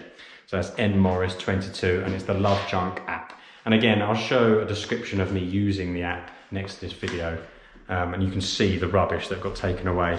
It's really convenient, really fast, basically cannot fault it. Go and try it out, guys. Back to the walk around. I really wish I moved this sink. So this sink has turned up damaged 3 times. So I think the quality is too poor, as it's obviously got damaged too easily during transit.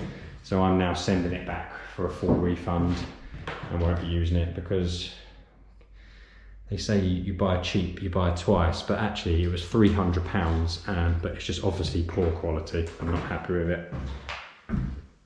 Skirting again, all these nice thin cuts, lots of work for the carpenter, but it's so nice to see all the skirting on, makes such a huge difference. All my radiators are on now, apart from upstairs and the kitchen, because it just needs a bit more painting. And in the bathroom, again, I've got my little mood lighting, so I always do 2 switches. One for this sort of nicer setting, and then one a bit brighter for everyday use. And again, I actually used the EZ colour reader in here too. I didn't want the exact match this time, but I scanned this unit because I wanted this one little square of wall here to be a different colour, because again, I just think this room's too boring otherwise, just too much white. And I wanted chrome in this area and brass in this area with a different colour. I've seen it on Instagram, it looks really cool. And again, they sent me, I went down to B&Q, used my EZ colour reader, and they sent me loads of samples that match or similar or are close to matching that. And I think I'm going to go with this one, which isn't a direct match, but I wanted a bit of a contrast. And that's from Lick as well. So it's really cool technology to help you out these days. Shower screens have obviously got to go on. We're waiting the last minute for those because they're just going to get dirty and they're so easy to install. The whole place is just full of dust. So we want to try and make the cleaning slightly less. 2 more rooms to show you. Well, this isn't a room, but under the stairs. Funny how these nothing rooms can be impressive, but I really like just the skirting running around in here. You can see the actual flooring that runs everywhere. Got all my data cables, and it's a really good space for your coats or your hoovers or whatever. Call it my little Harry Potter storage space. Another bedroom. Nothing has changed in here, no skirt. Oh, actually, sorry, tell a lie. I forgot to feature these in the other room. The carpenter's also done the window sills in all the new parts. So this was the old garage. So this is an extension, so you've got a bullnose window sill in there. That's nice to see. It actually needs to be painted in. But nothing else has changed in here other than just the doors and the architraves and everything again. Coming up the stairs. I'll show you, I've got some newel caps to go on here. I've just got them up there. Let me grab one quickly. So these newel caps need to go on. And then the plan is to keep the newel cap and the banister in this lovely oak. And then the spindles will be painted with this. Because obviously this isn't real proper oak, this bit, and the spindle. So it will just deteriorate over time. So we think the best thing is just to paint the banister white. Sorry, paint the spindles and the column white, and then just leave the newel cap and the banister in this nice oak to give it a lot of nice colour, and it also matches the doors. Let's put that newel cap back up here because that will definitely get lost. You see the skirting up close here? Went for a slightly smaller skirting, but I'm really pleased with it. It looks really nice. And then this is the upstairs room. All of this is obviously an extension. 10 metres of space here, my carpet fitter just told me.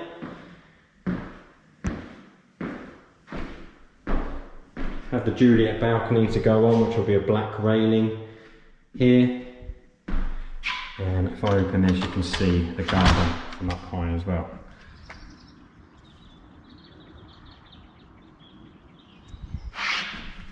A bit scary opening that without the Juliet balcony at the moment.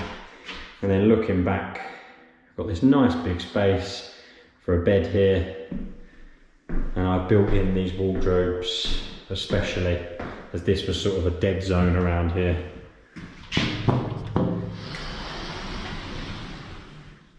And you've got a nice big deep wardrobe in there with the flooring from downstairs. Carpenter's got to build a door for here, one of his few jobs he has to do, and we're having a radiator here and a radiator down there by the bed as well. And then this bathroom, plumber's been beavering away. The sink's fitted in the corner. I actually ordered a small sink at first, about 500 mil, and changed it for an 800 mil because it just didn't look right. And although the headroom's rubbish in here, there's no need for the sink to be small. And I really like how this has turned out with the black fittings, and there's lots of room to put stuff on the side and in the drawers. Plumber's got the toilet in position, but it's not actually working yet, it's not live. And the bath has also been fixed, the plumbing's been brought up, but it's not fixed in yet.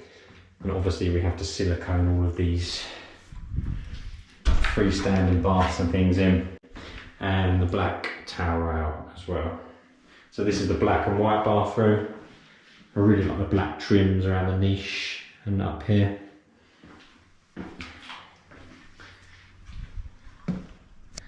So it'd be interesting to get your thoughts. It's I know from experience it looks like there's still loads to do, but everyone's telling me 2 to 3 weeks. So I've just booked the carpets to be fitted in around 2 weeks from next week, so 2.5 weeks. My carpenter's itching to finish, as is my plumber, which is always good, and then the painters are coming in next week. And because most of the bedrooms are white, apart from a feature wall in the kitchen and now the bathrooms, it's sort of easier for them just to go really fast, just doing white, white, white.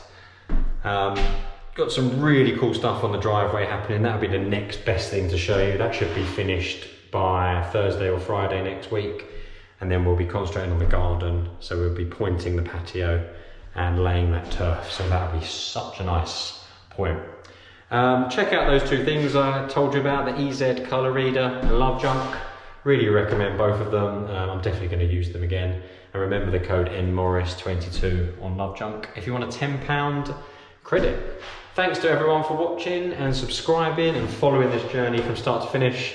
I don't know if any of you guys know where I can find some sort of video editor who's like really cool, because I really want to do some cool stuff of this journey and not my terrible video editing to show homes under the hammer style before and afters when this is done next month. Anyone is interested, get in touch with me. I'd love to speak to someone about that. Everyone have a lovely week and have a lovely weekend, and I'll speak to you soon. Cheers. Hi guys, and welcome back to Nick's Home Renovation. I am at my 1936 bungalow, and I'm glad to say the completion date is hopefully, fingers crossed, going to be February 28th. So my painters are here. They started upstairs and they're really cracking on. The kitchen and all the carpentry is now finished. My renderers today finished the first coat. Apart from a tiny bit down the side, they're a few bags short. And then next week they're coming back if this weather holds up, as it's been pretty horrendous, as I'm sure you realise. If the weather holds up, they're coming back to finish next week. And then we've got exciting stuff like carpets going in and the lawn going on. So next Saturday is actually really busy. Next Saturday we have the carpets going in and the lawn going in on the same day, and they're just doing some prep this weekend for the garden as well. Not too much left, just pointing the patio, tiny bit of the driveway needs doing, tiny bit of the step, mostly just painting, getting everything ready for the big clean at the end, which is always ridiculous. I'll start by showing you around the kitchen. My carpenter finished last week. Really, even though there's so much junk, because this is where the guys make their tea and coffee, it's really nice to see plinths on, everything finished here. I can't wait to take all the protection off the floor so I can actually show you the floor properly. You can see glimpses of it here. But it's so dusty and dirty, you just can't see how nice it is. And it's the same with the island and all the kitchen, to be honest. It's all got so much rubbish on for tea and coffee. I can't quite show you it in its glory, but we'll get there one day. And we decided to do a feature wall in here, which I really like. In my last video, I'll go around telling you where I bought everything and for how much, as I like to do. I really like how it ties in with the grey from the bifold doors, tall radiator, and then all across this wall here. And then I like the contrast into what I'm calling the dining area over there with the two lights that will come lower once you get a table in there. And then we've just got one grey anthracite radiator to go in here as well, which brings the whole space together, and it's such a lovely huge space, even with a really nice big kitchen and an even cooler utility room, which is almost like a second kitchen. Everything's just looking a lot cleaner now the painters are here.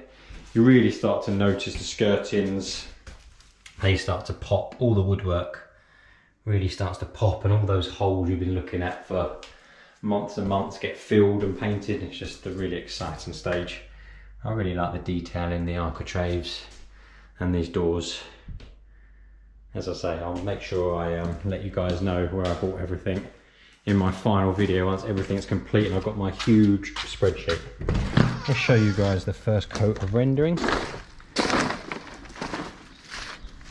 So this has only gone on today at the back here.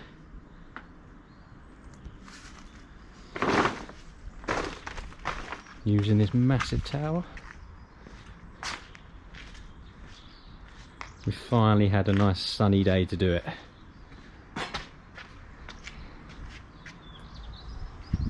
And then on Saturday the guys are coming in to put some sleepers in at the back to hide that high level there, because otherwise if we dug down we'd be under the neighbour's fence at the back there. So we're putting sleepers in at the back and then lawn everywhere else, so they've just got to do the prep work and I'll be helping them do that. Still a lovely sized garden. And the only bit that hasn't been done out here is this bit and this bit running down here where they just ran out. Let's take you back inside and show you some more progress. Gone for chrome sockets, going to put one there in this space. All the rest of the house is white because I don't think you need chrome everywhere. Most of them are hidden behind TVs and side tables and things, but in here I really felt like it needed to pop, especially with this feature wall, so I went for chrome in here. I usually go for brushed, but I actually went for polished on this occasion because all the fittings were polished in the kitchen. This room's finally been cleared. I've barely been able to show you this because this has been where everyone's kept their tools and things. Had a first coat or two coats in here. I see this as a snug or children's playroom. Got the radiators to match the kitchen, but in white everywhere apart from upstairs. And the flooring runs all the way from the kitchen all the way to the front door and in the hall, and everywhere else will be carpet. And this is the ugliest room in the house with all the gas meters, electrical meters, but great for storing coats or hoovers, etc. Nothing's changed in here. This toilet still can't be plumbed in because the pipework's going to be external coming in, and until it's been rendered that toilet can't be plumbed in properly. And the shower screens are being installed tomorrow.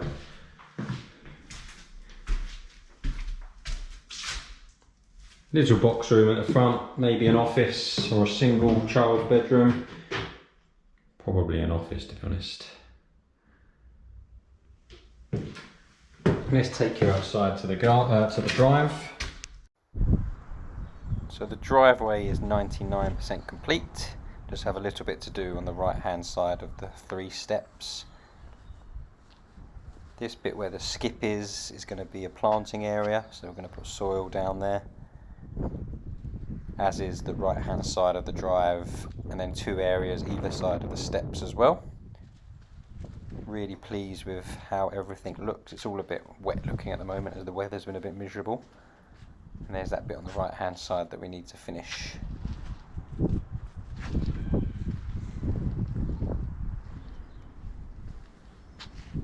Lovely big drive for at least 3 cars.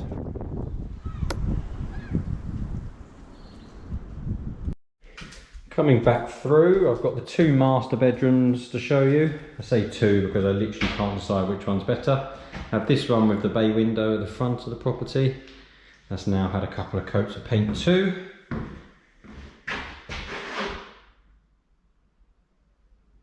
And for those that have been watching since the beginning, this was the old garage at the front here. So we knocked down the garage and turned this into a space for probably wardrobes or dressing tables. Or definitely wardrobes, I think. And then we've got an ensuite in here, which I've taken down my lights so we can paint this little square here to match the vanity unit, and then the shower screen's got to go on as well.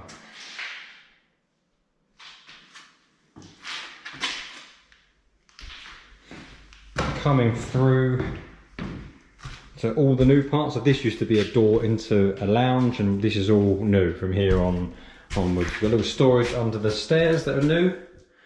That is new, sorry. And then this is the back of the old garage, where we've got another bedroom or snuggy lounge, or whatever you want to call it, but I'd probably say this is a bedroom. And then you've got the new stairs. So we've got the oak handrail, and we've painted everything else white, and we've just got the newel caps to go on last, but they won't go on until it's painted. And you come up to maybe master number 2. Interesting to see which one you prefer, with another bathroom up here and 10 meters of space.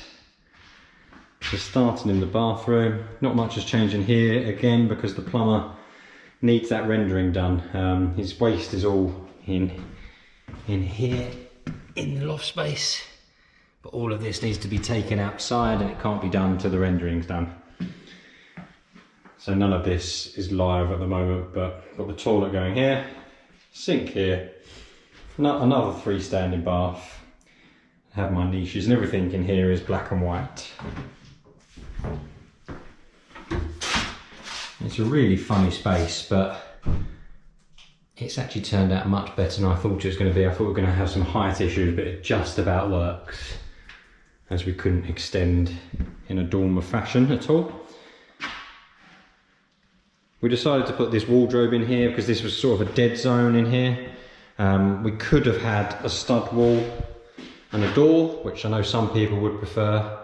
But it would have really blocked the light. It would have to have been across here. You'd have light here, but I prefer how this has turned out if it was my house personally, but I'm sure some people would prefer a door. Nice big wardrobe with the flooring from downstairs in it. And then the actual bedroom space for the bed to go here. And then enough room for a dressing table or whatever down here. I've also seen some rooms on Instagram like this, where you've got children's beds and you can have 2 kids up here, one either side, with their single beds, which works. And you can also build storage and things down the sides as well. And then we've got a Juliet balcony coming, probably in about 3 or 4 weeks once it's finished, but it doesn't affect anything. And we're actually going to have that in anthracite grey, which I'm really pleased about, because the radiators that are going here and down there are anthracite grey, and I wasn't sure that whether you could do that. I thought it was only black or white. So I really think that's going to tie everything off, having that in anthracite grey as well. So we are getting there, hopefully. I mean, these things always turn out late, but hopefully we'll be finished in maybe 12 days. Once I do the final video, I'm going to try and do some editing and make sure it's all really good. But I'm going to do loads of videos, but I know you guys like to know where I bought things, how much I bought things for, how much trades cost. So I will do one right at the end. There's no point doing it little bits here and there, with little bits where I got this radiator here and now. I might as well do one video going through every little detail. Hopefully some people find it of interest. Thanks for everyone subscribing. Got some cool videos coming up, but I'll post more about them soon. Have a good day. Bye. Hi guys, and welcome back to Nick's Home Renovation. I am in my 1936 bungalow, and I'm happy to say the work has finally finished. Yes! You could tell by the sound of my voice that I am relieved it's been finished. It's been around 17, 18 months since I've got the keys. For those of you who have never watched any of this journey, I got the keys in October 2020. It was an 800 square foot bungalow, and since then I have extended in the back, down the side, knocking down the old garage and putting space down the side, and also in the loft, which is about 13 meters by 3 or 4 meters wide, and the loft, so it's a huge loft extension too. I've renovated the whole thing, and it took about 3 or 4 months to get planning permission, a month to rip it all out at the start, and the builder started in March 2021, and here we are, March 2022, a year after the builder started, and we've just finished. I'm going to take you on a tour. There's going to be lots of videos over the next few weeks. The main one I know you guys always like to know is how much things cost. So how much the kitchen behind me cost, how much all the bathrooms cost, how much tradesmen cost, replastering, rewiring, new boiler. So this place has had the works. There's nothing that hasn't been done. It's almost like building a new house, the amount we've done. So I'll take you around now, but I'll do all those costings on another video because my Excel spreadsheet at home has over 250 data inputs. So there's lots and lots and lots to do, and I haven't even looked at it yet to tally it all up and tell you guys. So I'll do that another time, and I'll also do separate ones for the kitchen and the bathroom and things like that that you may find of interest. But for now, let's start by taking you around to my favourite room in the bungalow. So the old house used to end around here, and then what you're seeing here is a 4 metre by 7.7 metre extension that we've put the kitchen in.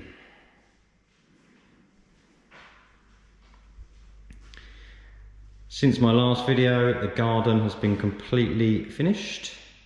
I'll take you out there in a sec. But I'm really pleased with how this kitchen and the utility next door is looking. And on such a gorgeous day, it's so nice to look out the bifolds to that lovely garden. Starting in the kitchen, got this nice big island. It's about 2.4 meters by 1.2. Huge island. We went for a different colour there, just to give it a nice finish. We've got our hob over here with extractor fan up there, dishwasher, bin, and lots of storage. So we've got these huge 800mm pan drawers, 4 of those.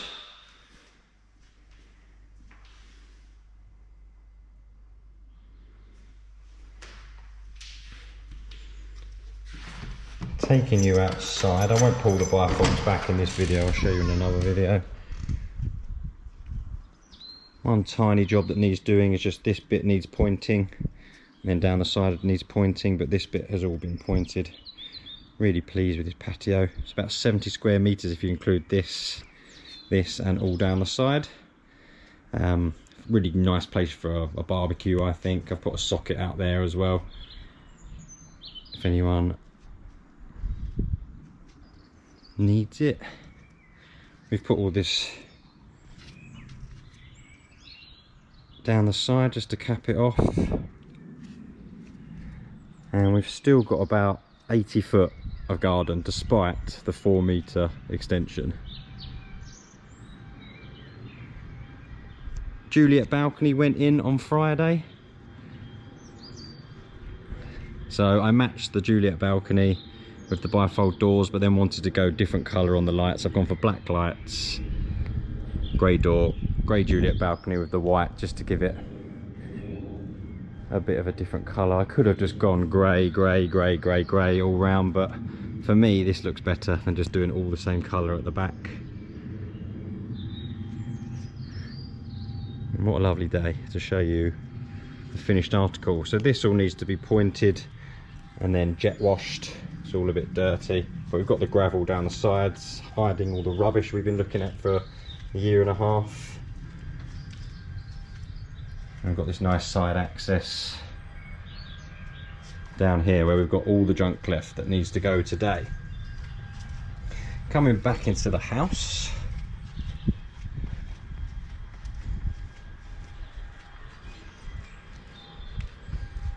I think this is a beautiful view of the room. I love my pendants above the island. These two pendants need to be lowered, so I've put this as a position for a table. So I think a table would go over here, then these would come way down. Sort of, it'd be quite difficult to get them at the right height, but you need them low enough so you can see over them into the garden. But you don't want them too high so you can see into the bulbs as well. Oven and microwave over there, fridge in this one here. As I said, I'll go through all of this in way more detail on forthcoming videos. Got our boiler cupboard in here, nice big larder cupboards, another sink, and lots of storage in here with washing machine and tumble dryer in there. Nice for you guys to finally see the flooring. This has been covered up for so long. Such a beautiful flooring throughout. And it just ties in everything. I really love these radiators. We've tried to bring a bit of colour into the renovation. Just splashes of lovely colour, like in that grey there, and in our doors here. I need to make a big list for you guys of everything we've bought and done. I'll go upstairs, as that's another part of the extension. We're starting the extension parts. So this is another part of the extension. This was the old garage back here. So this is just a bedroom. Our carpets are in. Went for a silver grey. Really pleased with how they look. I was tempted to go beige, but I think this gives it a bit more character. With that nice view out to the garden here. Up to extension number 3. Love the handrail up here. And we have an ensuite on the left, which I'll show you a bit later. And then this gorgeous 10 metre by 3 metre bedroom with wardrobes that we built specially. And now you can see our cool new Juliet balcony. Let's open it up.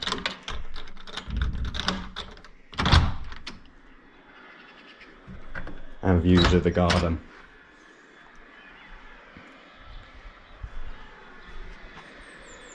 So just from up here you can see how nice and big this garden is. And there's lots for you to plant down either side.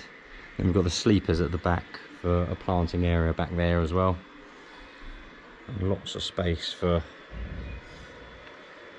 furniture to be put down there just in time to barbecue in the summer.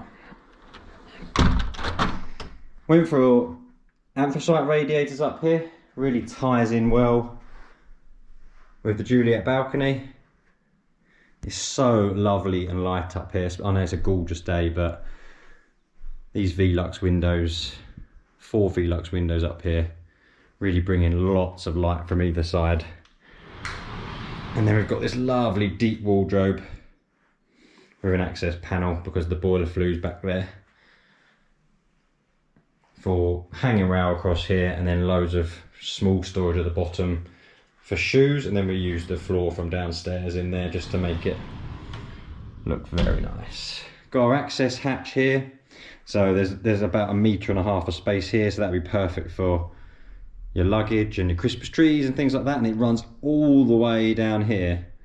So plenty of storage if you're willing to crawl all the way down there, and I put some boards down there so it is crawlable.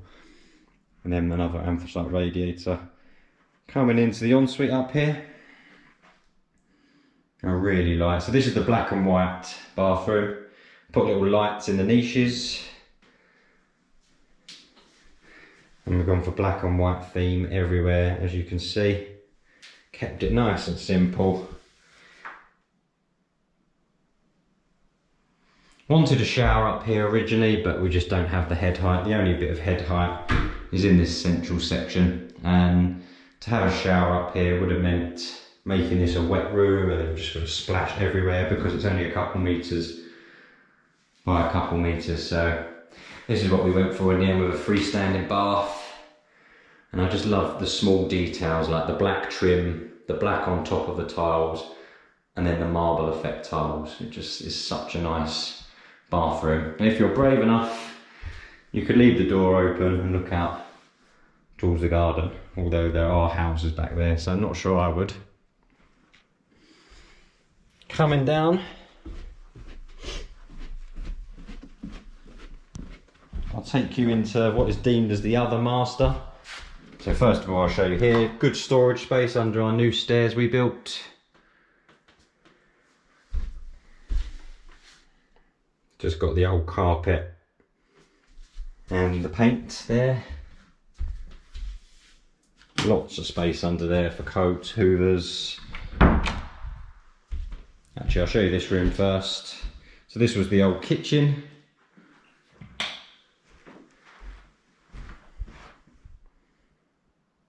Nice simple room. What I would probably have as a snug TV room.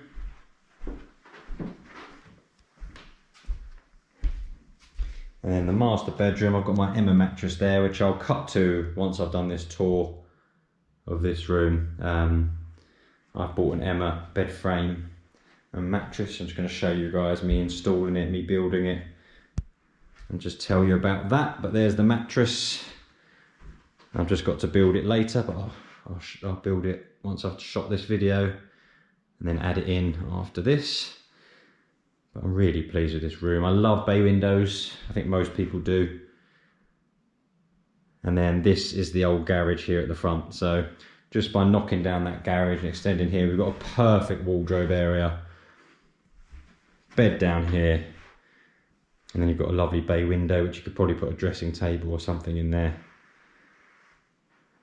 And then you've got a lovely ensuite, which we went for a splash of colour.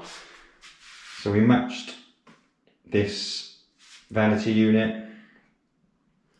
I just wanted to give the bathroom a splash of colour. I saw on Instagram people that have had chrome fittings here in the shower like we've done, and then just brought a bit of splash of colour and then gone for bronze or gold fittings in the mirror, and I really liked it. So I basically copied them.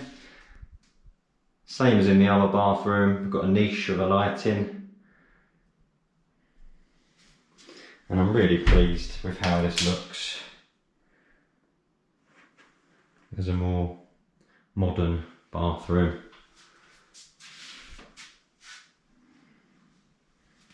Next, I'll show you the main bathroom. In this bathroom, I kept it traditional.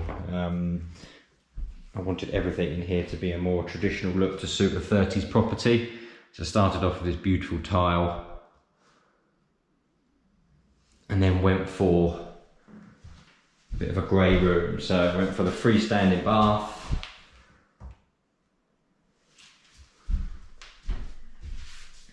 Then traditional towel, sink, and shower in here. So 2 showers and 2 baths in the property, so plenty. You can tell I'm an electrician because there's another niche with a light in. And I've got 2 lights either side of the mirror as well. So I always do things on separate switches, so you've also got the main lights here, but I just think it looks so much nicer. If I was having a bath, I'd certainly want it to be like this. Nice mood.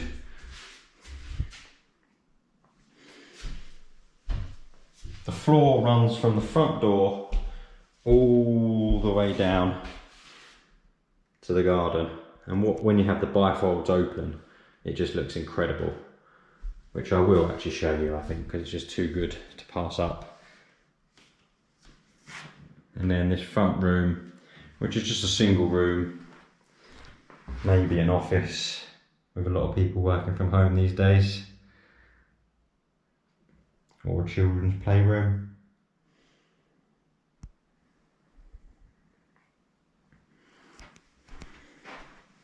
I think let's open these bifolds up because it's such a nice day. It would be a shame not to. It's really cool. You'd think they'd weigh a ton, but they don't. Just literally pop it out, twist, pop it out, twist, open the door. And let's see if I can do this one-handed while still filming. Let's see.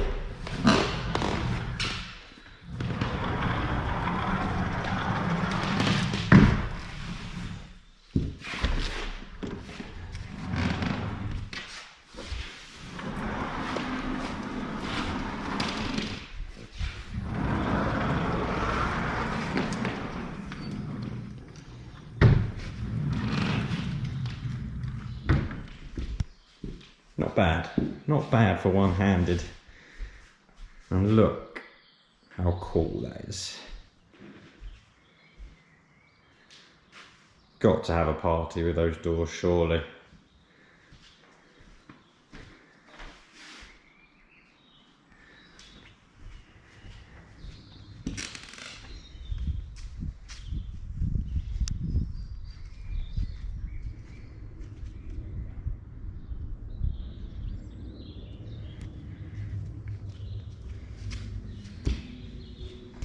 So there you have it, that's the walk around.